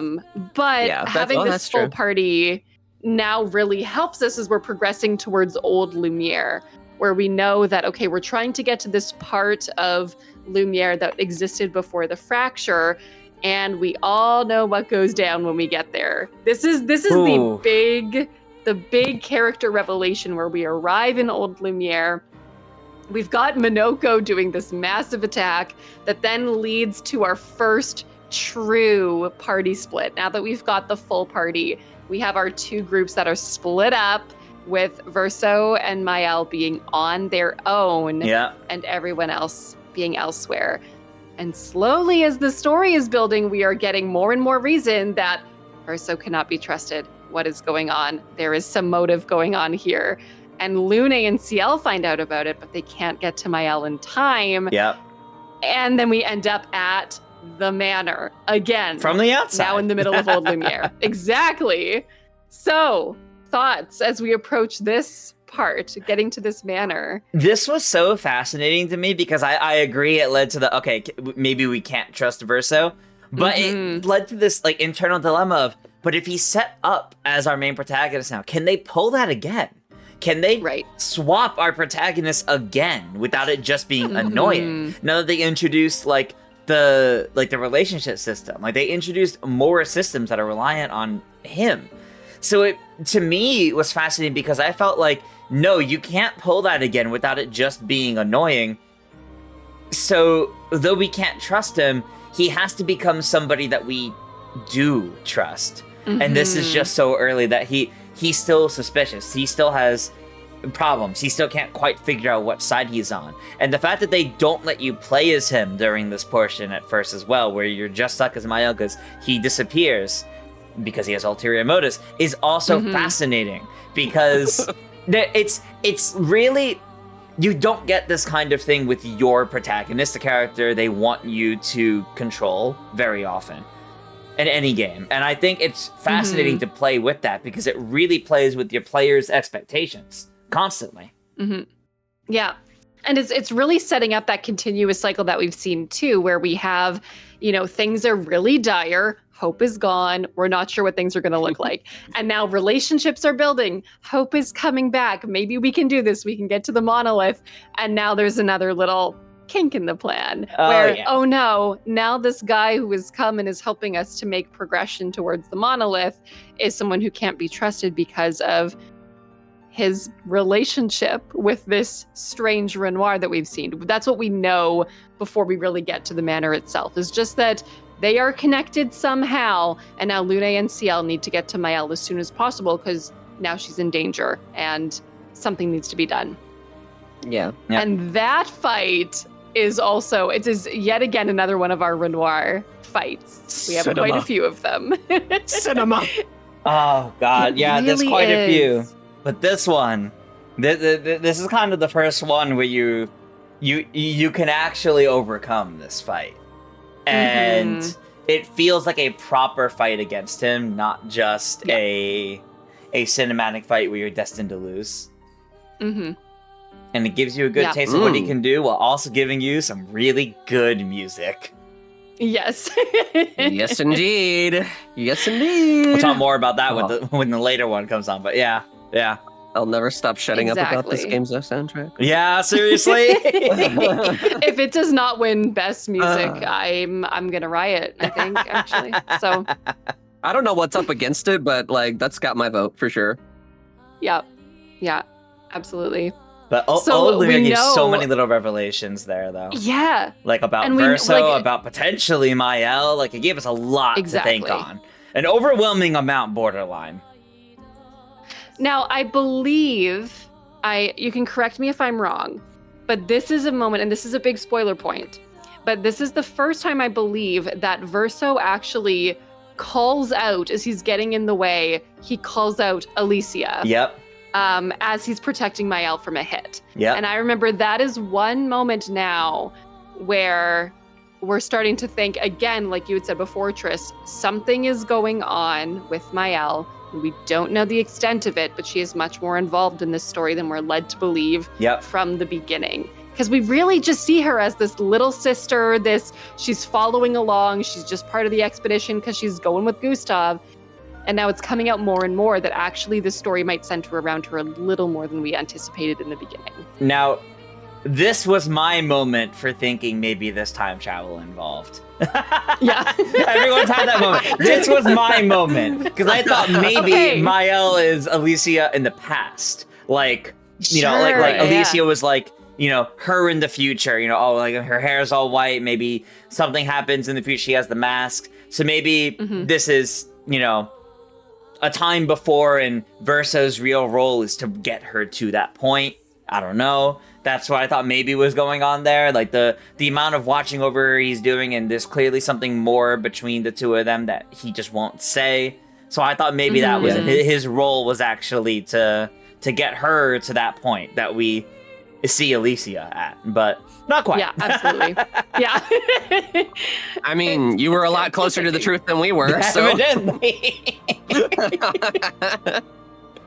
And now, so with this manor reveal, I mean, we finally learned that what Luna and Ciel learned is that, well, we know based on the dialogue now that Verso is Renoir's son.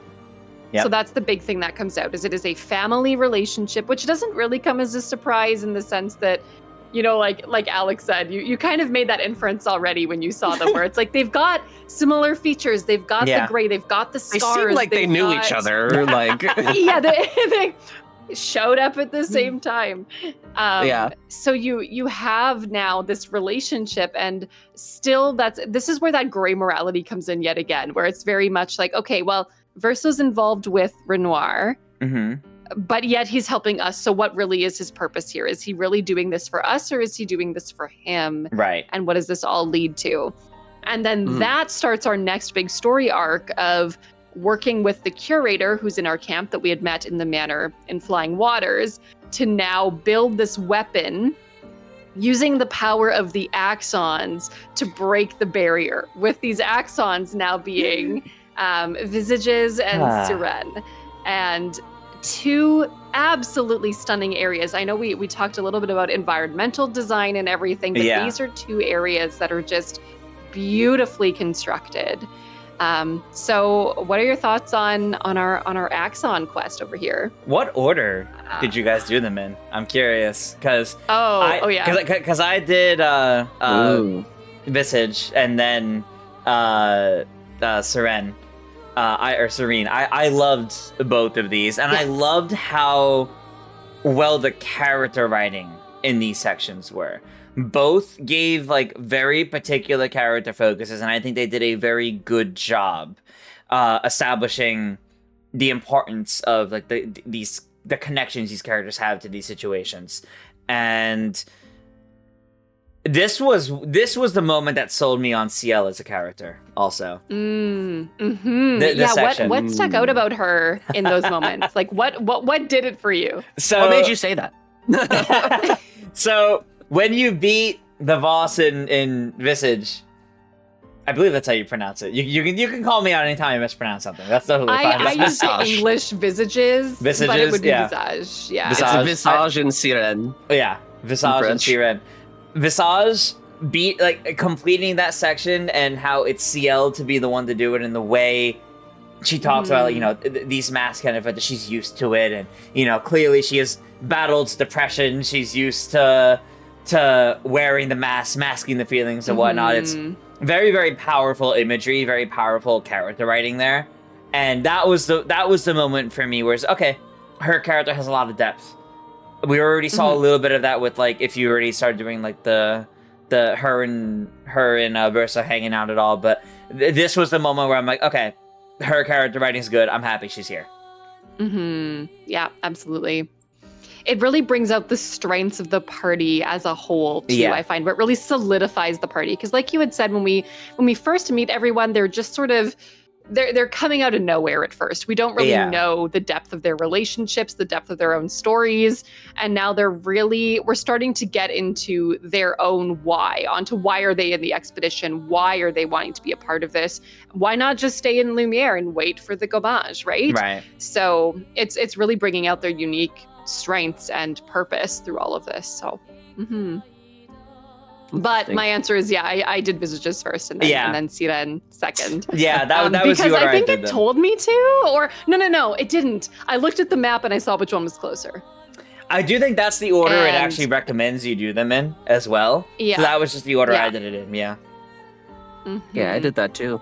I think it's important to highlight too that since these are axons, right? So by nature they're supposed to be way bigger than your normal boss fight. And you feel that in both of the actual boss fights themselves. Yeah. I thought it was really well put together, the fight with the masks and how you kind of have to do some counterplay depending on what mask comes out of the mirror or something. And the fact that the actual battle sequences themselves feel so larger than life in a lot of ways. Like some of those animations and the attacks that they do is oh my god, how is this an indie game? What? What am I playing? Yeah. So, I thought that was really, really cool to see in both of those fights, especially with Siren, and how tall she is, and how there's just so much to love about that fight too. The music, obviously, duh, it was really great through both of those fights. So, I think that is an important evolution in the battle system itself. Going from previous fights up until now, it feels oh my god, I feel so much stronger than I ever have because I just took down that thing. Yeah. So they do a great job at making you feel powerful through these. And even through this, we also we learn even more, or we get tipped off even more to some little mysteries, some little secrets, some little head scratchers through all of that, through Visages. You have Verso making some comments that feel a little strange, for example. So, yeah. And what I really like about that area too is I think it's one of the first opportunities you have to make the choice to make the boss easier on yourself. Yeah. Because you don't actually have to do all of those side mask mini bosses, I guess. But if you do, it makes that area boss significantly easier than it would have been if you hadn't gone to those other masks first. Right. So it actually does give you a branching path in that moment to say, okay, you actually have the opportunity to make this easier on yourself if you do more of this completionist route about it. Yeah. And I liked that as well, to also giving the choice. I mean, they did the same thing in Siren actually with the Tisseur boss fight that you don't actually have to do. It asks, do you want to confront him? He's just happily making fabric. Yeah, they make you feel bad for doing it. They do. It's you really want to do this? I still did. I did it.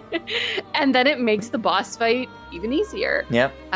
So it's introducing that concept too of if you just do a little bit more, explore a little more, it can change the gameplay for you significantly. And I liked that a lot. So, Me too.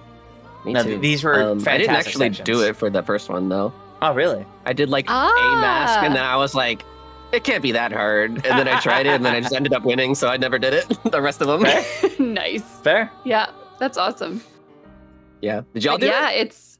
Yeah, I did all three. Yeah, I went and fought each wow. of them. Oh, shoot. Okay. I have to admit the Just the mask area was one of the first areas that I felt the level design was not my favorite because I got confused. This might just be me being dumb.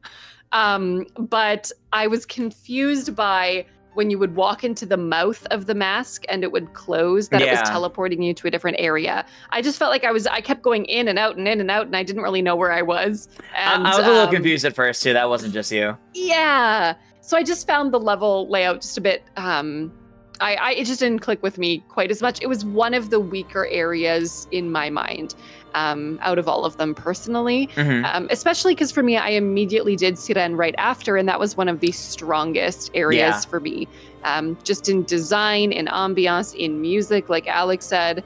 In the final fight itself, it was beautifully artistic. It was a dance in itself as well. It really was. Yeah, there was just those contrasting levels. I really found myself enjoying the second one more. So yeah, and that also was a lot of character revelation as well. I know Tristan and I had spoken about this before we started recording, but in that Siren boss fight, you're having all of the characters see people they have lost that mattered to them. So you've got Lune seeing her parents, you have Maëlle seeing Gustave, you have Ciel seeing her husband holding a baby, and you see Monoko seeing Noko. So you're getting these glimpses of story that we don't quite know about. Like they're seeing people and we don't know enough about it, but we know this is something significant to them. Yeah. And it's just really haunting in a way too, because we know it's all just hallucinations. It is just Siren charming them and playing on their desires that are no longer around. And it's worth noting too that we know Verso sees something, but we don't actually get to see what Verso sees that too, which adds to the mystery of him even more. He's so and sus. Well, it also it translates a bit to also, like, it is a siren call. It is the siren call of someone drawing you in with your desires to then use them against you. And well, I mean, they ultimately, Siren wants to demolish the expedition, and fails, thankfully. But yeah, it was a very beautiful sequence. So now with our Axons felled, we are able to head to what is quite possibly one of the most beautiful sequences of the entire game as well. I know I just said that about Siren, but we are heading to the monolith. With such a cool sequence to even get there. We have this beautiful blade given to Maëlle. It's such a cool sequence. I think I hung on to it for the remainder of the game just because I felt like she really deserved it. But this is where we're allowed to really come toe to toe with the Paintress for the first time. Yeah, I had to. Monoko flashbacks. So we're coming up to this Paintress, but then we're quickly realizing that we're not actually getting anywhere. This is not the Paintress. Something's wrong here. Something's going on. Yeah, exactly. And that's when this whole monolith sequence begins, because this is not actually the Paintress. The Paintress is at the very top of this place. And now we have to go through this winding path that emulates all of the previous areas that we've been through. And which makes it feel very Final Dungeon in design. That's something you typically get at the end of your adventure. Your little recap dungeon, basically. Yeah. While also getting a bunch of glimpses of memories of sorts. Yes. So you're learning a lot as it goes, and it's mysterious with each one as it really starts to kind of help paint the whole scenario to you a little bit. While without context, you kind of feel like you're definitely missing a lot, but you could definitely make some strong inferences through it. Well, and you know the whole time that you're seeing these faceless people throughout different levels. They kind of show up. They have some vaguely obscure dialogue. Yeah, that we've seen them appear at different points in the journey. And now these memories are sort of coming into play with this as well. And we know that it connects to some of our characters because some of the things that we're seeing are actually also things that have come out in the relationship cutscenes. Yeah. I think the piano is one in particular, like Verso's piano had come out, and then we see it again as we're traversing through these memories. So it was very fun. Yeah. You know, I gotta say, I mean, maybe this is blasphemy in some way, but this is the point of the game. I know I said this earlier about Act 2, but this is the specific point in the game where I was legit worried that not all of the ends will be, tied up and I was just there's so many unanswered questions I have right now, and then they're throwing all these vague visions at me. I'm like, okay, when are we gonna explain to me what is happening? I love what I'm playing, but I don't know. I was just a little worried about how it was all going to tie together. Thankfully, those worries were eventually, quelled. But in that moment, I remember thinking holy crap, this feels like the end of the game, but I'm not getting any of the answers I feel like I normally would. Right. So, you're only getting more questions, which is concerning. Yeah. Which at the end, and now that I've played it, kind of almost feels like it was intentional. Yeah. In some way. I mean, obviously, but it was intentional to have me feel that way. So, you're coming at the end of Expedition 33's, as in the characters, their intended journey. That does not mean is the end of the game, and it's framed that way. That's true. So, and this is such a big triumph. Yeah, because no other expedition has really some have made it close, but this is really the final moment of what the culmination of what all of these expeditions have led to, right? Is their goal is to get to the monolith, get to the painters, and this is finally happening. So it's very cool to see it all come together. Yeah. But like you say, there was so much left unanswered. And now, Tris, we're getting to probably one of your favorite parts of the entire game. Absolutely.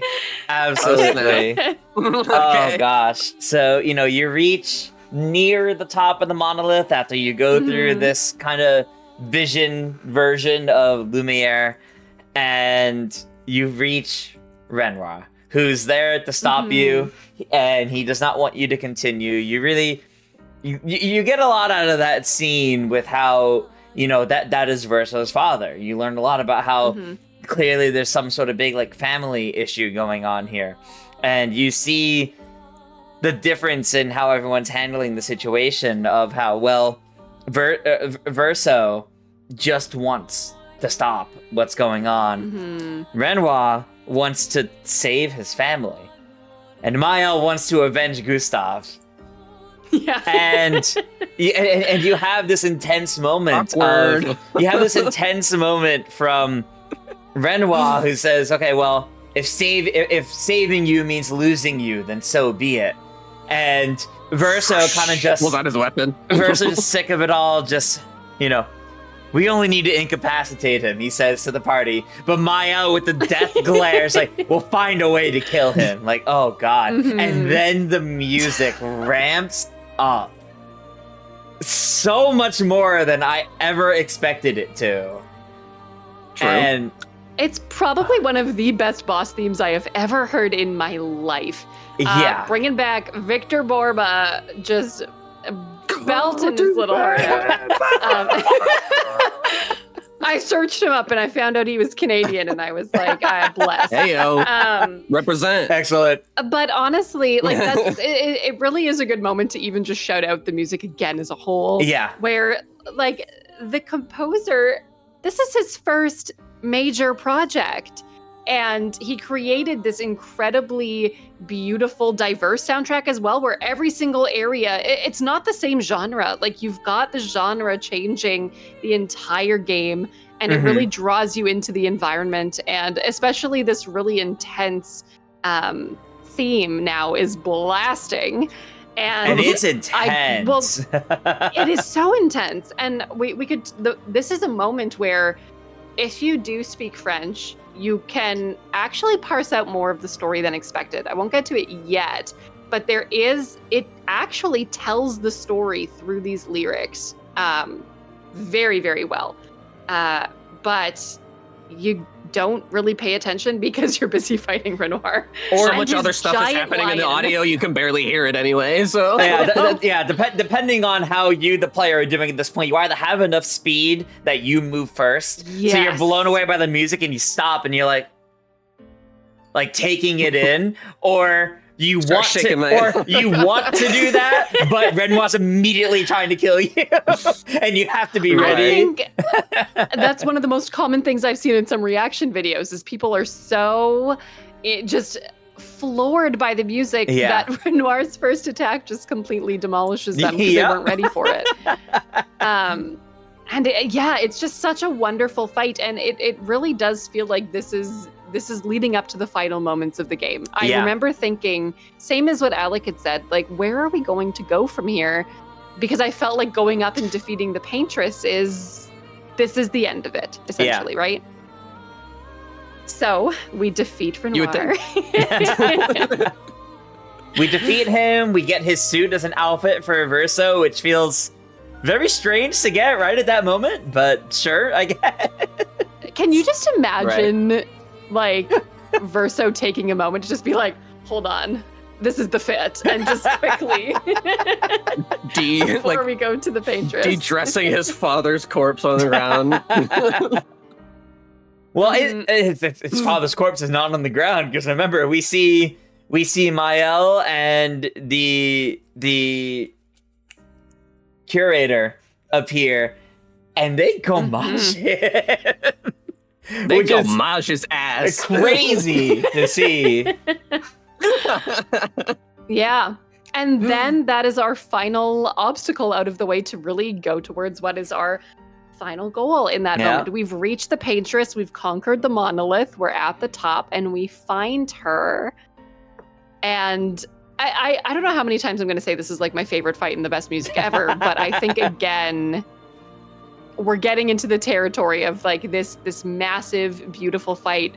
What were all y'all's thoughts about the Paintress fight overall? Why did it go harder than the Axons? Like, I thought that was already big enough, but like some of the animations, she's like giving, I don't know if you guys ever played FF7, but like the move that Sephiroth does in that game, that's like 40 seconds long of him just like again, like in space, and like that's what's happening with the Paintress. She's like, I will slice you, and then just like flying through the air, doing all these transformations. I'm like, when are you going to attack? But you're charging up for like 10 years. Trying to make it hard for you to land that parry. No, especially when it hits phase 2 and you jump on Esquier and you fly up, and then you're fighting like the giant part of the battle. The giant part of the battle, which has the move that rips a hole in reality. And I'm like, excuse me? What is happening in this fight? We can just do that. Yeah, okay. Mm-hmm. I remember pistol. I remember like the whole fight, I'm like really locked in, and I'm like really trying to focus on actually trying to hit the parries, trying to survive. And then I just see the Paintress rips open reality. I was like, excuse me? She does what? Turn to Monoko. I remember not like from after that fight, I learned one of my friends put in our quote chat. I don't know if it's still there. They might have removed it, but it was quoting me saying, "Guys, I parried reality." Well, and it really is a grand fight where in that moment we really are like we're basically fighting with creation itself. In that moment is what we are. You know, this is the Paintress. Reality got hands. Is a great villain of the world, and it's beautiful but also brutal. And there is that beautiful scene where, like, blown through the center of the fake Paintress, you can actually see Lumiere in the distance, and it's just beautifully framed. And then as we're getting through the fight, we end up in, funny enough, a phase 3. So we've got phase 1, we've got phase 2 on Esquier, and then we hit phase 3. This very Isn't it over yet? Somber, depressing phase 3, where you start seeing, maybe I like, you still feel like it's probably good to beat her, but there's something about it that just feels sad. You know, the way the music's She's not playing. attacking. She's not attacking. Like, it makes She's you healing. feel sorry for this. She healed me at one point. Yeah, she starts healing your party, actually. And then you start going, what is happening here? Yeah. And it starts to feel more and more like, that's when I found I was questioning myself again as a player character of, oh my gosh, are we doing the right thing? Yeah. What is happening? Yeah. And then with the end of Act II, we learn a lot about the world, about everything going on. This, I think, is probably the most earth-shattering, and I was confused for a long time, honestly. But where we quickly find out that it is not a story about people trying to save their world from a mysterious paintress. It's actually a very deep story about a family in grief following the loss of their son. And obviously we don't need to get mega deep into the lore here. People who've played the game know a lot about it, but how did we all react with it? I sobbed again. I think I cried. So I played this game while I was extremely pregnant, and it was probably a mistake. Interesting perspective. Because I just cried all the time. Oh my gosh! I don't know. I mean, like, it was just confusing. I think mostly for me. Now that I feel like I seemingly had my answer, which I did, little did I know I still didn't. But I was like, more just questions and like trying to make sense of what I was just told. Like, what is that? What do you mean? And like, you're told, like, you know what I mean? Basically. A lot happens then. I mean, you have, Expedition 33 is victorious against the Paintress. They fly back to Lumiere on Esquier. CL makes a comment, is this what it feels like to be immortal? Very ironically. And you have everyone, because now Renoir is truly free. His goal of eliminating the whole painting gets to come true, or nearly true. Because the Paintress is no longer in the way, No longer in the way to stop him from doing so. Everyone gomages, except Verso. Mael, we see from her perspective, or more specifically Alicia's perspective, we see how she ended up in this world. The fact that it's actually, she was reborn in the world as one of the painted characters. And it's crazy, actually. The amount of world building going on, the amount of explanations you get at once is an overwhelming amount. Because you also are so used to not quite trusting everything the game is telling you, because it's told to Verso or through Verso. You're wondering if you can even trust all of this. And oh god, and then it keeps going where, okay, now you have Verso sitting alone, and Mael / Alicia now kind of remembering everything, knowing her purpose, knowing everything, comes to talk with him. Act 3 is Mael, even though technically Verso is still our main character we have control over. It's a lot to take in, and the fact that Renoir is indeed like, no, I don't know why you thought I'd be better. We are getting rid of this. This is the cycle of grief, and it's just at that point where it doesn't. How depressing it is, how hopeless it is. It's not a question of those anymore. It immediately becomes a question of, how do you process grief? That is where Act 3 starts. Basically by asking you that question. How do you process grief? Because you have to figure that out. Especially when the initial mission is complete. Like, everything that you've been building up to is technically done. Yep. The whole goal was to complete the expeditions, was to defeat the Paintress, and now you've done that, but you're still unresolved. And again, it comes back to that sense of closure, of how are you going to find that closure now? Because you've done everything that was expected of you, and it's still technically not enough, because the world you're in is not the world you thought you were in. Because now we're finding out all of these people don't truly exist in the sense of the world that the painters come from, with the real Aline and Renoir and Alicia and their family. So it's really intense. I have to say, it did take me a while for me to wrap my mind around what was going on, especially because we have the painted versions of the Descendre family that we know now. Yeah. And their real life forms ones that both exist in the canvas at the same time. Yeah. So it was a lot, and it took me a bit. I don't know if I loved it, but they presented it in a way that we made sense of it over time, I felt. But definitely not... It took me a while for me to understand the relationship between painted family, real family, and who's who. So... Yeah, definitely understandable, especially in the case of... Because they try to make that explanation come across with Renoir.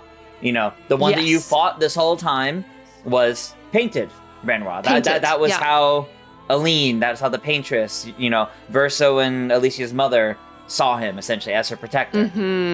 Whereas the real one was trapped under the monolith, trapped by the paintress so that he couldn't destroy this world. Because and acting as the curator. Yep, and he's actually the curator. That was like the form he was able to have. Yeah, that's how. It's a lot. That's how I felt. I mean, I will say that, like, if I was any other kind of player, it would probably be really easy for me to just say, like, oh, well, if this world didn't matter, then, or like, if this world didn't exist, then what does it matter? You know what I mean? Like, the emotional stakes would then, in theory, be be a moot point at that point, because nothing is really actually happening. But what I appreciate about this game, and what I came to find out later, is that it kind of goes a little deeper than the surface in that respect, and I'm not exactly sure where we're going from here, because this last act is super dense. Yeah, with like a lot of stuff happening at once. But yeah, I remember feeling that in that moment too, of like, okay, now that I feel like I know a lot more than I did when I previously asked the question, what's going on? What's going on? Like, I still feel the same, but like a little different. It was an interesting feeling, and I feel like I could go back and probably look at all the stuff that I was messaging y'all throughout that day that I was playing it. But it was a range of emotions. It was a lot of what the F repeatedly. Yeah, that's what I said. Yeah. And, you know, I for the sake of time, I won't get too much into like the side content. Just to tell people, make sure to do the side content. There is a lot in Act 3 where the whole world really opens up. Now Esquier has the ability to fly. You can get to pretty much every single area on the map, especially the ones that you missed in the beginning. And this is the time for you to build up your team as we're preparing for the final confrontation in Act 3. What's awkward about it, though, is that final dungeon, that final confrontation, is balanced around you go straight there. It's balanced around going straight there. So if you go do all the side content, you're very likely to be pretty over leveled and like curb stomp the entire final section of the game. The best way I found to go about it, which is what I was recommended to do by friends, is go finish the relationships with the characters, do the associated quests with each of them, then go do the final dungeon, and then, you know, as quote unquote post game, then go check out whatever else you want. Yeah. And definitely those character relationships, those like later levels for them get really good. And especially if you do them at this point, like you learn a lot about each of these characters. You learn all the mysteries about each of them at this point. You learn everything with Ciel and Esquier. You learn so much about Lune as a person. You learn a lot about the relationship between Verso, Alicia, and Maëlle. Alec, because I know the past few days before recording this, you mentioned having done a few of these. Did you finish Maëlle's? No. So I've gotten the max relationship for Ciel, for Lune, for Esquier. And I think that's it. The other ones required me to go like do something. Actually go do them. I'm in the process of doing that. Yeah. So Okay, so Sacred River and Reacher Yeah. wouldn't be done yet. So Okay, cool. I'm not going to talk about what happens in Reacher for Miles, but I highly recommend you go do it because I think the way it enhances the story and development between Mile and Verso, I think, is very, very good. And both what happens at Reacher and finishing Miles' relationship, like reaching max rank there, some fantastic moments, some fantastic story.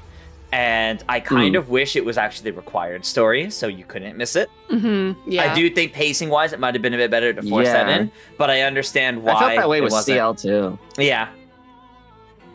I kind of understand why, because I felt it probably is a case of the pacing of the game might have been really interrupted if they hard stopped you to go do these different things. But because Miles also involves the story of Alicia, who is, you stopped Renoir, you stopped Painted Renoir, Painted Alicia is still there, and it wraps that up as well, which I think is very important. Yeah. So I'm excited to do that. If it weren't for me having to be here, Tris, I'd you would have been doing it. Sorry, I'm stopping you from doing that. So yeah, thanks, mate.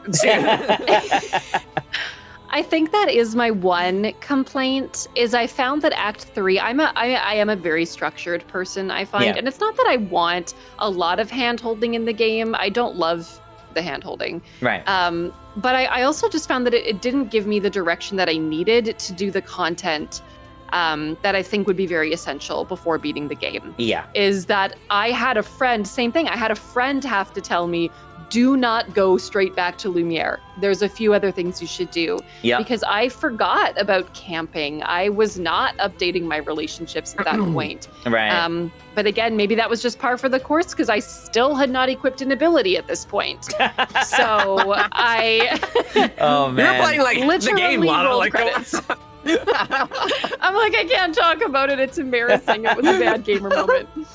But yeah, it just doesn't really, I didn't feel like it told me enough that there is stuff that you should do or go back for. Yeah. That going back to Lumiere would start the final sequence going into the final battle, and that you probably want to have wrapped up some other story stuff first. Yeah. So I would have appreciated, I think, a little more direction there, because the world really went completely open the second that happened. So that would definitely be the one thing that I found a bit difficult, was that it told me you're going back to Lumiere. So in my brain, I just thought we're going back to Lumiere immediately. And that's the thing. The game clearly wants you to do that. It's balanced around doing that, but I don't think that was the best call, is basically it. Presentation-wise, I understand why they do that, but... Yeah, for sure. Yeah, so it was, there's so much to do. There's both there's the very difficult battles that you are not really supposed to do right away, or just cannot even do right away. But there is also a lot to do in terms of collecting the journals of different expeditions, really rounding out everything, doing some boss fights that are a little more attainable. I don't know if any of y'all did Sprong. But Sprong drops one of the best Pictos in the game. Ooh. He's a giant beast that lives in the sea. And I need to do a that. Picto that just allows you, essentially, you get to attack twice. Ooh, so it's very good. Cool. It's beautiful. It's called the Cheater Pictos. So make of it what you will. Right when I got to Act 3, one of the first things I did, because the game drops you in front of the entrance to an area that says danger, because it's 20 levels higher than you. But the game dropped me in front of it, so I said, I'm gonna go see what's there anyway. Well, it's where Expedition 33 first hit the beach and hit Renoir, and you have the weird hand creatures. Oh, yes. They're like 20 levels higher than you. But I said, I bet I could parry them. I want to see if I can win. So I actually fought them, and that was how I leveled up the Picto that lets you go over max damage. And doing that in real time there helped me really see just how strong that makes you. Getting above damage cap of 9,999, you start changes like everything. Really destroying things. It's fascinating.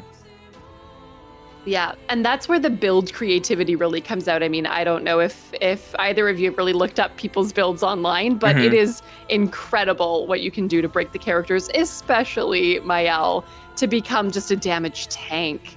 And yeah, she's crazy. It's incredible. The funniest build I've seen from a couple people online from different playthroughs people did was they put like the one where you blow up and die immediately on battle and then revive. They put that on Monoko. Battle starts when Monoko explodes, deals a ton of damage to all the enemies, and then he revives himself and he has a ton of AP now. So it's a really funny start.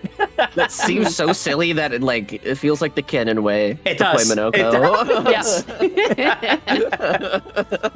Feels like you would do that. So also, should we head into Lumiere? Maybe we should head that direction next with the final wrap up of the main story in particular. I remember immediately feeling I was gutted when I found out Renoir has turned the Expedition 32s. Oh my god, that moment. Warriors. That moment just fully broke my heart again, where it was like you can start to understand Renoir's motive a little bit because now you see this difficult battle between a husband who is losing he's lost his wife. Now she's out, at least for a little bit. But he's losing her to grief, though. Yeah. He's losing her to grief. And he's just trying to destroy this canvas because it is tearing his family apart even more than it already has been because of the initial grief event. But the fact that he's now weaponized, even though they're not real people to him, this is still the world that all of your characters know. Yeah. And he's turned them into his warriors, like these mindless pawns, basically. And that was I think I gasped when I read that. Especially with the point Mael's trying to make is it doesn't matter if they're painted, it's still a life that she has known. That doesn't invalidate those lives that are lived. Alec, you mentioned the Avengers moment when you first landed with me. I gotta ask, did anybody else go looking for all these ghosts of former expeditioners and see if Gustav was one of them?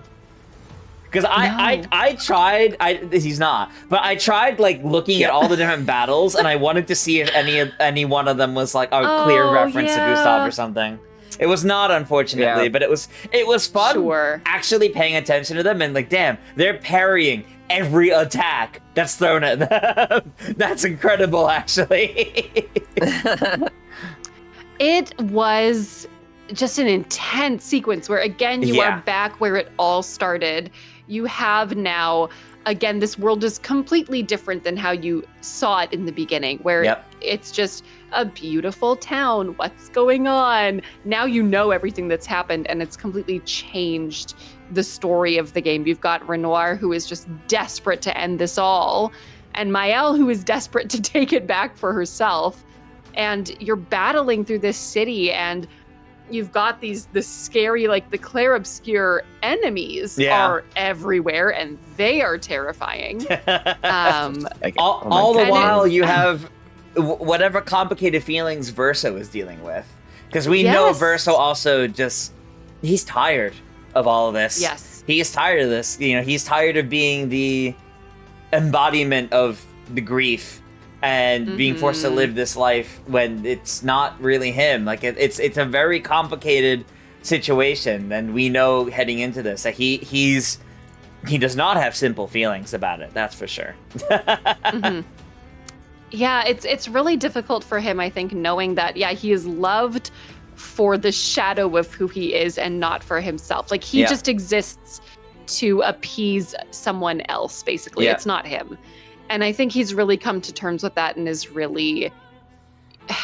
It just becomes a very difficult space for him to exist in when he's gotten to know this party. He's gotten to build these relationships with everyone, and deep relationships if we've gotten to the end of the relationship arc for some of either Lune or Ciel. And now he has to come to terms with the fact that, okay, this is potentially gonna be the end of it as well. Yeah. And that is when we get into the final Renoir fight. How many times have we seen him now? Pause. Before the final Renoir fight, before that, right outside the Opera House.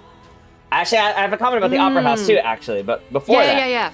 Right outside the Opera House, Alec, did you find the journal for Expedition 60?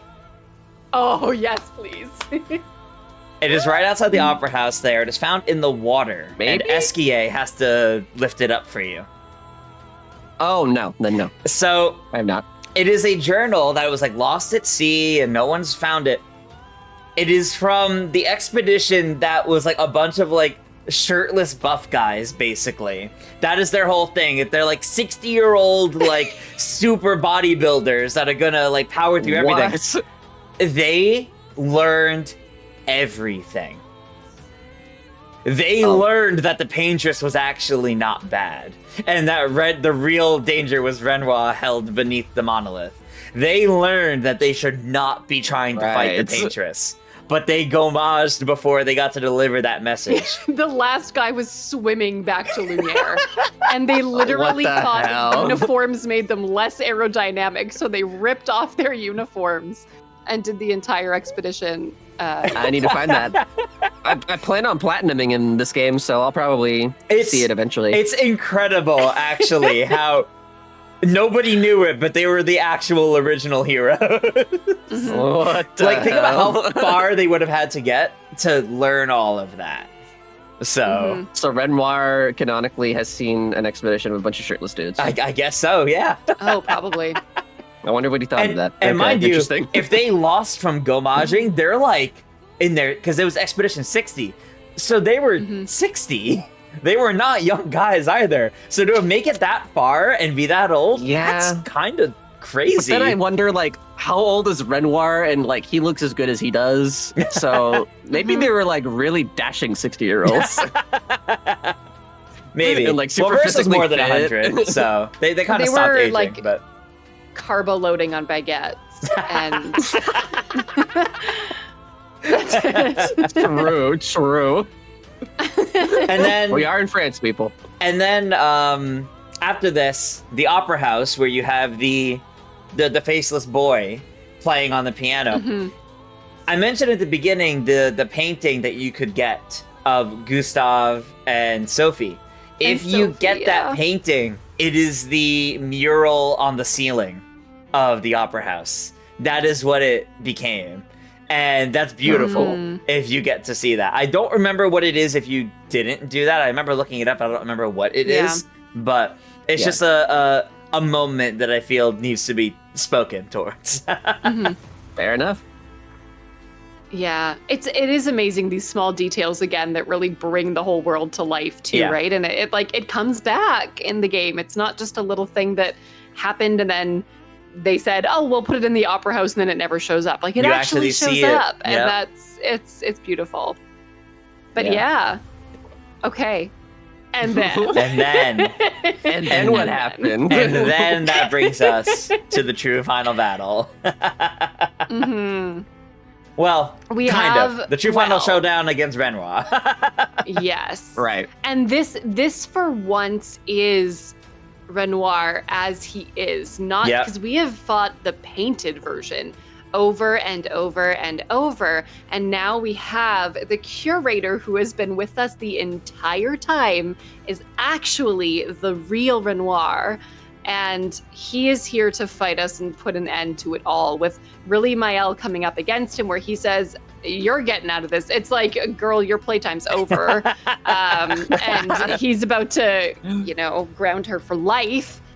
And we get a very intense, final sequence. It's amazing. It's bringing in all of Renoir's powers. It's bringing in all of the axons again, because we know now Victor that Borba? all of it's bringing Victor Borba back. We know at this point that all of the axons were created by Renoir in the real world. So he's bringing them all into this fight once again to take you down. And it's such a fun fight. And it's beautiful too. It's so cinematic. Somehow even more than the ones at the end of Act 2. Yeah. We do have little Easter eggs to one Axon that we actually do not see at all. It does not have a figure. It's called Holler, and there's just a large building that comes flying out of nowhere directly at you when it attacks. And that's pretty phenomenal. It's explained in the lore. Long story short, it's probably cut content, but also one of the Axons that represents Clair, the sister. They say it's kind of her because it had a city on its back, and it was Clair carrying the weight of the family, is how they've described it. Because she is like, I don't want to be in the canvas. We haven't talked about her much at all today, but she just has no business in the canvas right now because she's like, we've got stuff to do in the real world. You can be in the canvas and do all your stuff, but I'm dealing with this writer's fight that's going on outside of the. She's dealing with the actual canvas. threat, not grief. In Paris, yeah, she's in Paris. Everyone else is in Lumiere. So yeah, there's this massive fight with all of the Axons, and again, the game just has a really great way of bringing in everything that we've seen and dealt with in the past to bring it to this culmination. We had it a bit with the Paintress, and the Paintress herself makes an appearance again in this fight, where Aline comes back one more time, and we have the Paintress taking out all of the Axons in this fight as well. And it's so cool. Just amazing yet again. So yeah, I don't know what everyone else thought about the fight, but I liked it. I really did. It's beautiful. It's a beautiful fight. It's very cinematic. It's very fun. As long as you're not over leveled for it, because I've seen some people try to do it after everything. And if you're over leveled, the fight's over like that. Like each phase takes like 2 hits. So you can miss a lot of the cinematic elements. And the dialogue. There actually is quite a bit of dialogue that goes on in that fight as well that I think you can miss. So, it's better for the fight to take longer so you get more out of it. Absolutely, yeah. Now I'm questioning my own playthrough. I was pretty strong by then, but I didn't win the fight super quick. But I think you were probably, I was like, knowing the pace you went through and how little of the side content you touched for a while, I think you were probably fine. You probably got the most out of it. Okay. All right. Well, that's reassuring. Yeah. Didn't miss too much there, but there's the beautiful moment of Renoir does this incredibly cinematic attack, and you manage to survive it, and he goes to do it again at the end, and Maëlle stops him because she reads it.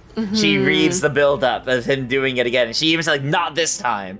Which, if you do the fight too quickly, from being overleveled, she still yells the "not this time," which makes no sense if you haven't seen it already. Yeah.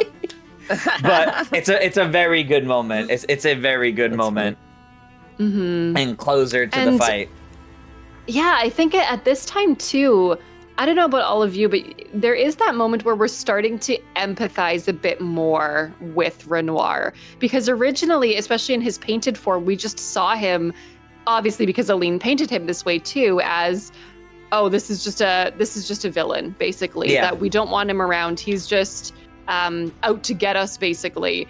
But now we have this true father who is coming in and showing this genuine concern for his daughter, saying, I can't have you ending up like your mom did.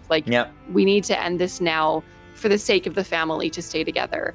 And that's kind of when it started clicking in of, oh, yeah, I'm having a little bit more respect and understanding for Renoir as a figure, I suppose, in this moment than I had before. This is when the idea of the cycle of grief really comes forward.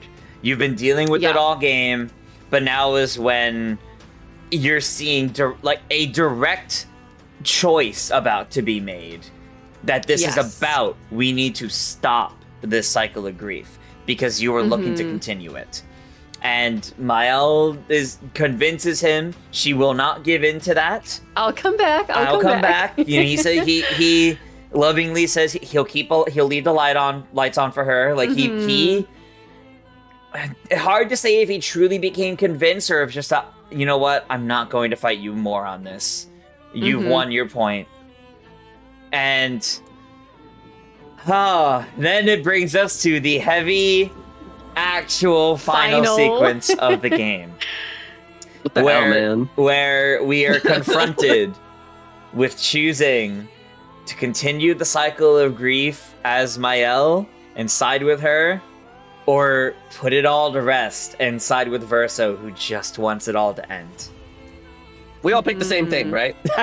We all did.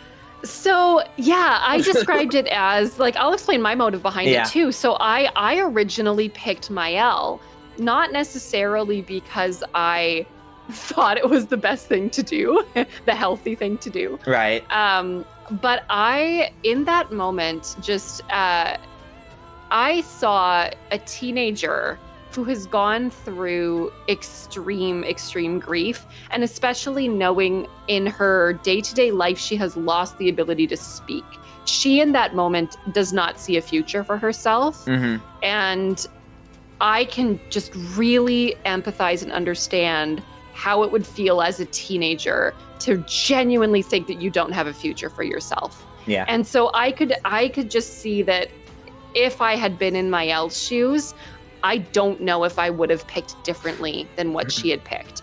If that option is to stay, even if it's with a made-up family, to her, that's, even if it's not real, it's so much more of a life for her than what she sees in that moment. In the long run, she could absolutely lead a more purpose-filled and deep life afterwards. Right.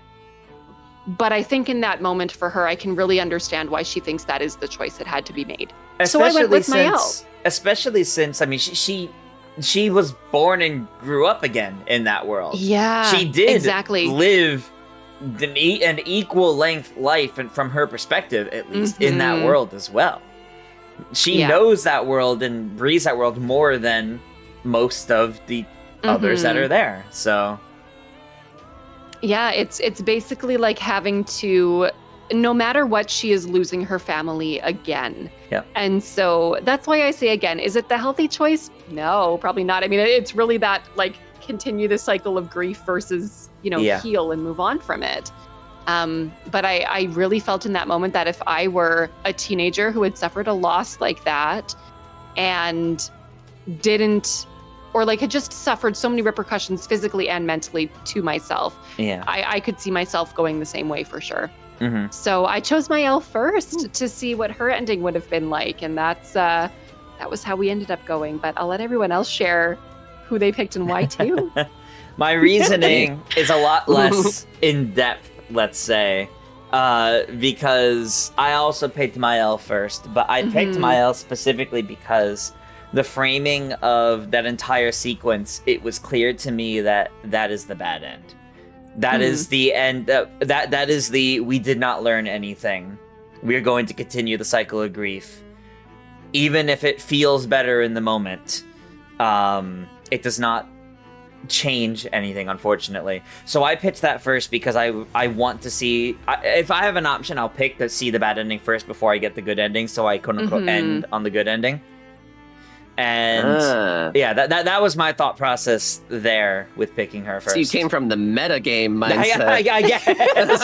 I guess. Gotcha. Okay. Yeah, that's interesting. I picked Mael too.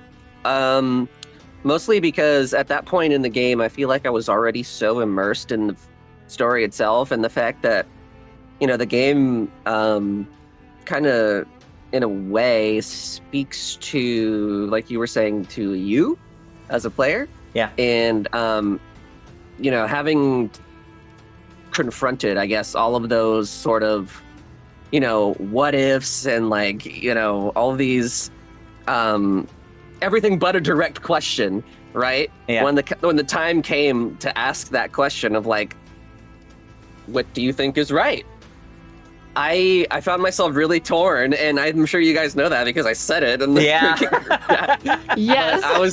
I was coming from a place of, like, my own experience with grief and trauma and stuff like that. And, even as something, I'm sure Triss already knows what I'm talking about, and maybe Lana too, but I've had events like that happen to me in, like, somewhere as recent as the past couple years that, like, have fundamentally changed how I've lived day to day and, things like that. And having that experience and seeing a lot of myself in Mael as well, and Verso, like obviously they're meant to speak to different parts of a person. I felt very sympathetic towards her, and my reasoning was more like, I don't think there's direct harm in allowing someone to find closure or, value, or however you want to put it, in maybe something that isn't material, because it's real to her. Yeah. And it's just as valuable to her as if it were real life. Obviously, there's a point to where that becomes self-destructive and what have you. But in Verso's case, like, and it's obviously, it depends on who you're talking to, where they are in their like journey of grief or what have you. But that choice communicated to me that it almost felt like we were disregarding Mael's feelings on the matter in a way, kind of just to throw it all away, regardless of how she feels about it. So that's why I chose Mael personally, and I like the fact that choice is not. There's no good or bad. Yeah, I heard that you said that there was a good or bad, but I would disagree on that fact, because they both it's subjective. Have, it's subjective, and like it depends on your perspective, and just a lot of other things. So I appreciated the fact that it was so gray and ambiguous, and kind of invites discussion around this kind of stuff. No, exactly, and that's it took us 2 hours, but we're over 2 hours, but we're here at the end, and we're here, and that's the thing. It's not a case of like a definitive good ending, bad ending, but it's, to me, the idea of the lessons the game was trying to impart the entire time of the cycle of grief. To choose Mael's side is to continue the same cycle that Renoir and Aline were fighting for a very long time over. And that's why the fight literally continues in the same way right then and there between Mael and Verso. And seeing when you pick Mael's ending as Verso kind of fades back away into the painting of his holding, is I don't want this. Is so tragic, because again, it's his painting that they're all doing this in. This isn't a world initially made by Aline or Renoir or Alicia or Clair. This was his world, his childhood, and they only fight this hard over it because of the last bit of his soul that's in there, and him speaking as the closest representation of that last bit of his soul does not want this. And it's tragic. Especially... That's nothing good! I think that voice line is one of the hardest hitting, that him begging to just end the cycle, I think is probably my favorite voice line of the entire game. It's very, very well done. It hits, yeah. And especially with the way the actual ending sequence for Mael's ending is framed, it's very... You don't quite know how to feel. There's this kind of something's wrong. There's this unsettling feeling as you see Ciel has her husband back, and everyone seems happy, and even Gustav and Sophie are there, and they're all gonna listen to Verso's piano performance, Verso and this play his little ditty, and then and there's just something about the framing to it all that's just, this doesn't feel right. It feels orchestrated and put there because she put it there. Mind you, I don't think that's a bad thing. If that's how she wants to live life, that's fine. But obviously, it comes with consequences. And they see the consequences. It's so sad. The consequences, she falls into the same trap her mother did. Oh man, that cut when it was all silent too, I was like, it felt like a jump scare in a way. A little bit. Oh, it absolutely was. Yeah. But not out of fear, out of just shock and sadness. Yeah. That I'm being. Yep. Now whatever. I want to ask. Stupid game. Did you then go see Verso's ending, Alec, or? I haven't yet. You have not yet. To after I did all the other optional stuff and eventually do New Game Plus. I'm going to platinum it, so I'm probably going to have to play through all of it again. Nice. Yeah. We'll see. Well, I won't. We won't talk about it in great detail. Yeah, I won't speak to like super big specifics, but what I really appreciate that Verso's ending gives us compared to Mael's is seeing the reaction of every other party member. Do you want me to take my headphones off and you can talk about it and just give me a thumbs up? No, this is okay, because I'm not going to say enough for you to, like, you'll still be good. It's something that bothered me initially, that this decision was being made just by the two of them when, you know, the whole party's play such a big role. It feels like they should have some sort of input. And, they give their input when you pick Verso's end, and I really appreciate how well every character's feelings are conveyed through that. And interesting. Then the actual ending shot, so to say, the actual like ending sequence that we see, really, I think, sells the idea it may be the better quote-unquote end, because it is learning how to live with grief. Learning how to live with it and how to move on. It's something everybody has to deal with. And I think it's also a very powerful scene with the whole family, as well as Alicia with her memories of living as Mael. And the fact that both of them have both endings have a level of bittersweet and a bit of unsettling aspects to them, I think is important. But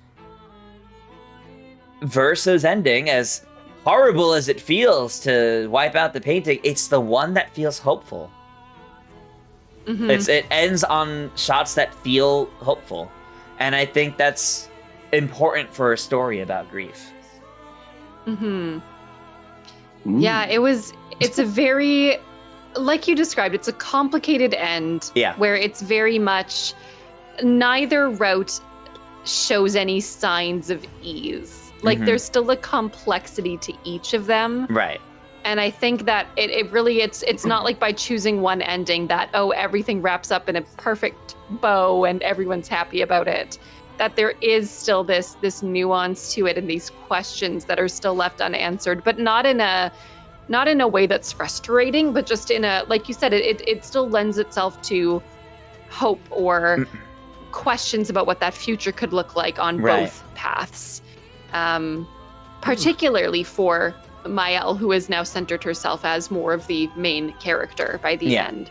So all in all, it's a beautiful story that brings in these deep themes. And again, I'll speak about closure again, but just the fact that closure comes and doesn't come on both sides of it. And kind of living in that uncertainty is what makes it so, I don't know, intriguing, I guess. So it's such a beautiful game with a beautiful story, and it's by no means perfect, and that's okay. But I think it wowed me in ways I never expected, and it was so powerfully gripping that I will never forget my experience with this game. And it has easily secured itself as one of my favorites because of the way it told this story about grief. It's not just a story at the grandest level telling you this theme. It's everywhere. It is pervasive in every element of this game. And I think I love when games explore heavy topics, because as an they don't shy away from it. As an art form, I think it can really tell a lot in an experience with those. And I think this game does a beautiful job illustrating all of that through every moment, including right through either ending. Yeah. Agreed, man. Let me think. So, genuine shock and surprise all the way through. I believe. There were a lot of moments that I could call out that I have already, but even more so, to kind of speak to that, this game is, I could talk about it for a lot longer, but obviously I'm not going to, because we'd be here all day. But there were so many moments where I was just surprised, delighted, and, just, I'm going to remember for a long time. I don't remember having this kind of impression with a game since like Breath of the Wild. Yeah. So the impression is very strong. It's been a while since I've walked away from an experience like that and thought, wow, that was incredible. Mm-hmm. You know, so I feel really grateful to have gone through the entire thing and committed to actually beating the entire experience. I'm still not done. But yeah, I think it's really cool. And like you said, the topics that they cover and, just the themes that are overall present in the story, really, really cool. And I don't think we touched on this really at all, but the actual development behind this game is very interesting from the perspective of a lot of these I guess staff, if you want to call them that, were employed through the avenues like Reddit. Yeah. And like just random corners of the internet with people that are what the industry might call untested, and to come out with something so creatively inspired and so well done despite all of the heavy machinery going on within the narrative is genuinely really impressive. And I hope this sends a message to big studios and stuff like that the answer is not to fire people, but to bring on, maybe new talent that doesn't really, you know what I mean? Like, ideally, you don't need like a big AAA studio to come up with something like this. And it kind of reminds me a lot of the argument of, AAA studios will, they're makers of art, and then the games, the staff behind this game, I would consider artists. Yeah. So very, very inspired and just amazing from front to back. So absolutely. Yeah, it's definitely a game, and I know you've both mentioned this, but just the impact it holds is very significant. I found that it is one of those games that I found difficult to put down, which again, just because of the stage of life I was in, it's shocking I could even beat a video game with how tired I was. So good job. I found that it is just something that I still am thinking about to this day. Mm-hmm. And it's the end of the day, so I'm losing my voice. And ultimately, it's like the soundtrack is playing nonstop. Yeah. In my day-to-day. I still think about this playing game right and now talk for me. about this game. And I recommend it to people constantly. And I really do hope that with the Game Awards coming up, that it will come out rather successful. Yeah. Obviously huge bias because I loved it a lot, but it would be great to see this team be rewarded for such an incredible game. So mad props to them, and I hope that everything goes well for them with all of their nominations. Absolutely, and I wholeheartedly agree. I have 2 questions for both of you now. Ooh. Firstly, about the Game Awards, the one that actually captures my attention the most is Best Performance, because there's 3 here. We have Charlie Cox as Gustav, we have Ben Starr as Verso, and I feel so bad I cannot remember the actress' name offhand, but Mael's... Jennifer English. Yes, Jennifer English as Mael. And I'm really curious which of these 3 you would personally pick to win the Best Performance. Because for me, I think it would be Ben Starr's Verso, because there was such a weight to so much of Verso's delivery. I think there's so much pain in a lot of it that I think is conveyed very well. I did actually have this discussion a couple days ago, and my response was changed by one little thing.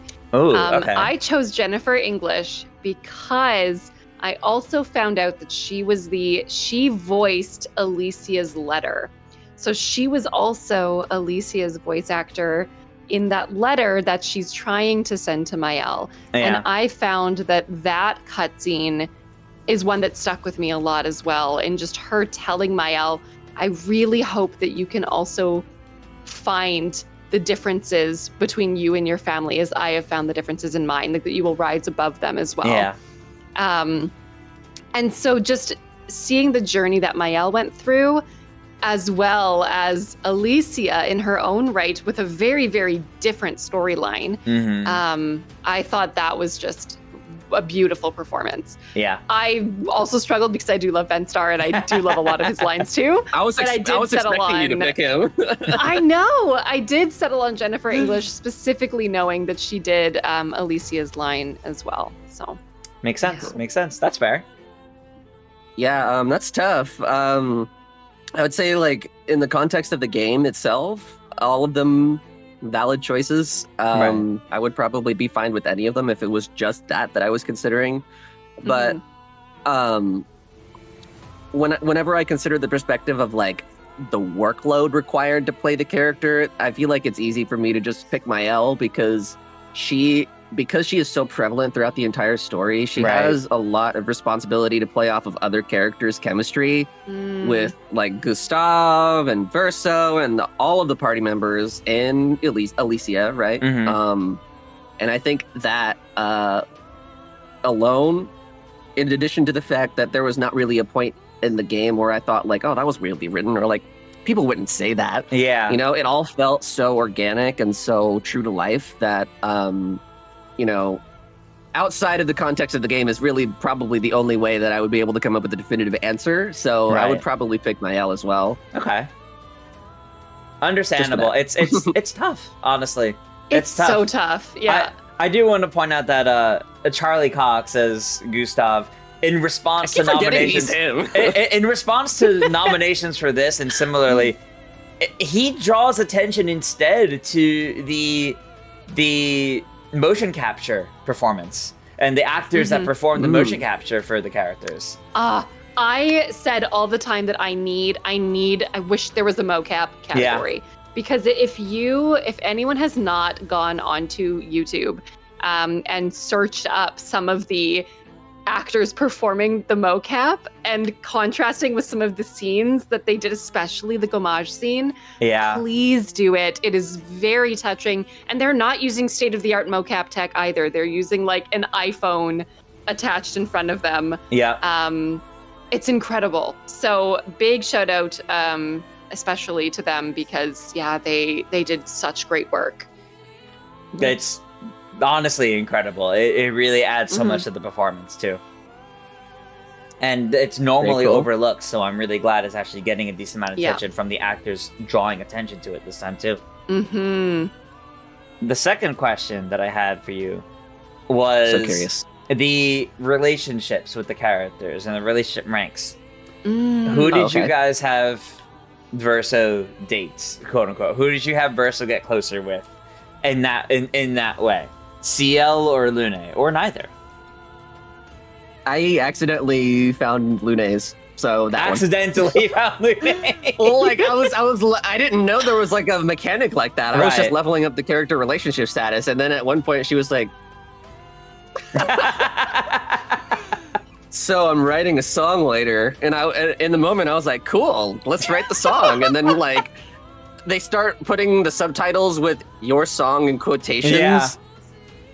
And you were like the screen, and then I was like, okay, wait, but they're not. And then the screen goes black, and then they're like, in the subtitles or whatever, they're like, and then they spent a lot of time together. Lune felt very happy letting out all that frustration or something. I was like, you guys, oh my, you dirty dogs. So the really funny thing is I have almost an identical story except for CL. Where it was like, do you want to go on an adventure together? And I was like, heck yeah, I love adventures. It sounded and sick. then I was like, oh. So it actually was the same thing where I really did not, I just happened upon CL's first and then didn't fully realize what was going on. So, but yeah. With CL's, because I was running through CL's ranks first. Yeah. They were building up to the adventure question, and I was in a voice chat with friends at the time. And when right before that came up, I said, why does this feel like they're, like, flirting with each other? And then it ran up to adventurous, and I went, oh, I said that too early. They just are. Yeah. But I will say, I like upon reaching that point, I was like, okay, clearly it's going to be a case of, do you want this with CL or do you want this with Lune? I did learn from friends when there's like a yes, you can pick them and you figure that out. And I opted to go with CL because that was the one that the game was more forward about earlier on. And I wanted to see if the game actually felt like it made sense in that case. Because there's a lot of moments in the game where CL is essentially comforting Verso. She's the one who's most understanding to him and most willing to listen to him and give him a chance. And there's a lot of little moments between the two of them that I think actually really help her character not only have more relevance to the party, but I think also connect with Verso probably the most outside of like Mael.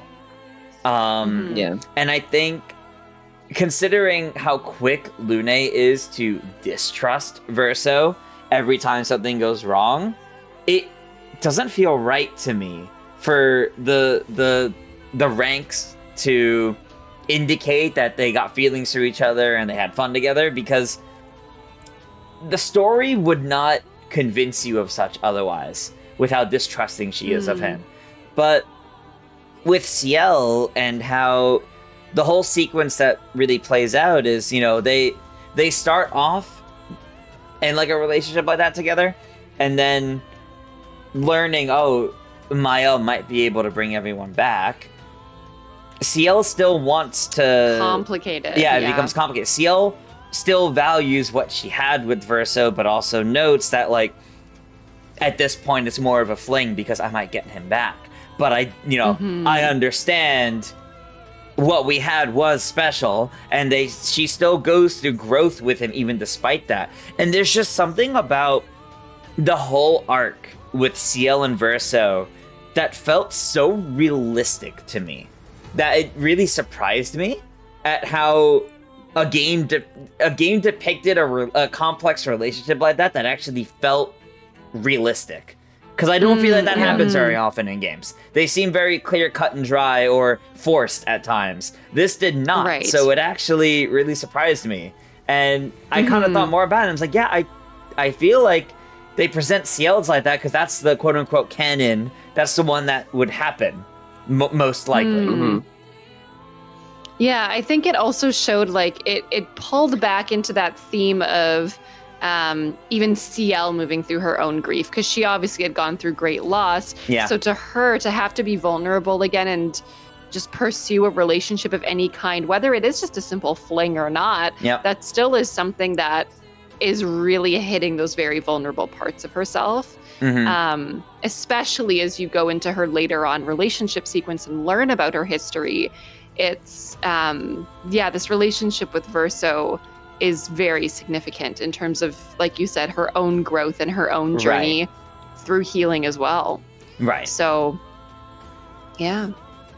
And I think it adds a lot in that case, and I think that's part of what makes it so fascinating to me.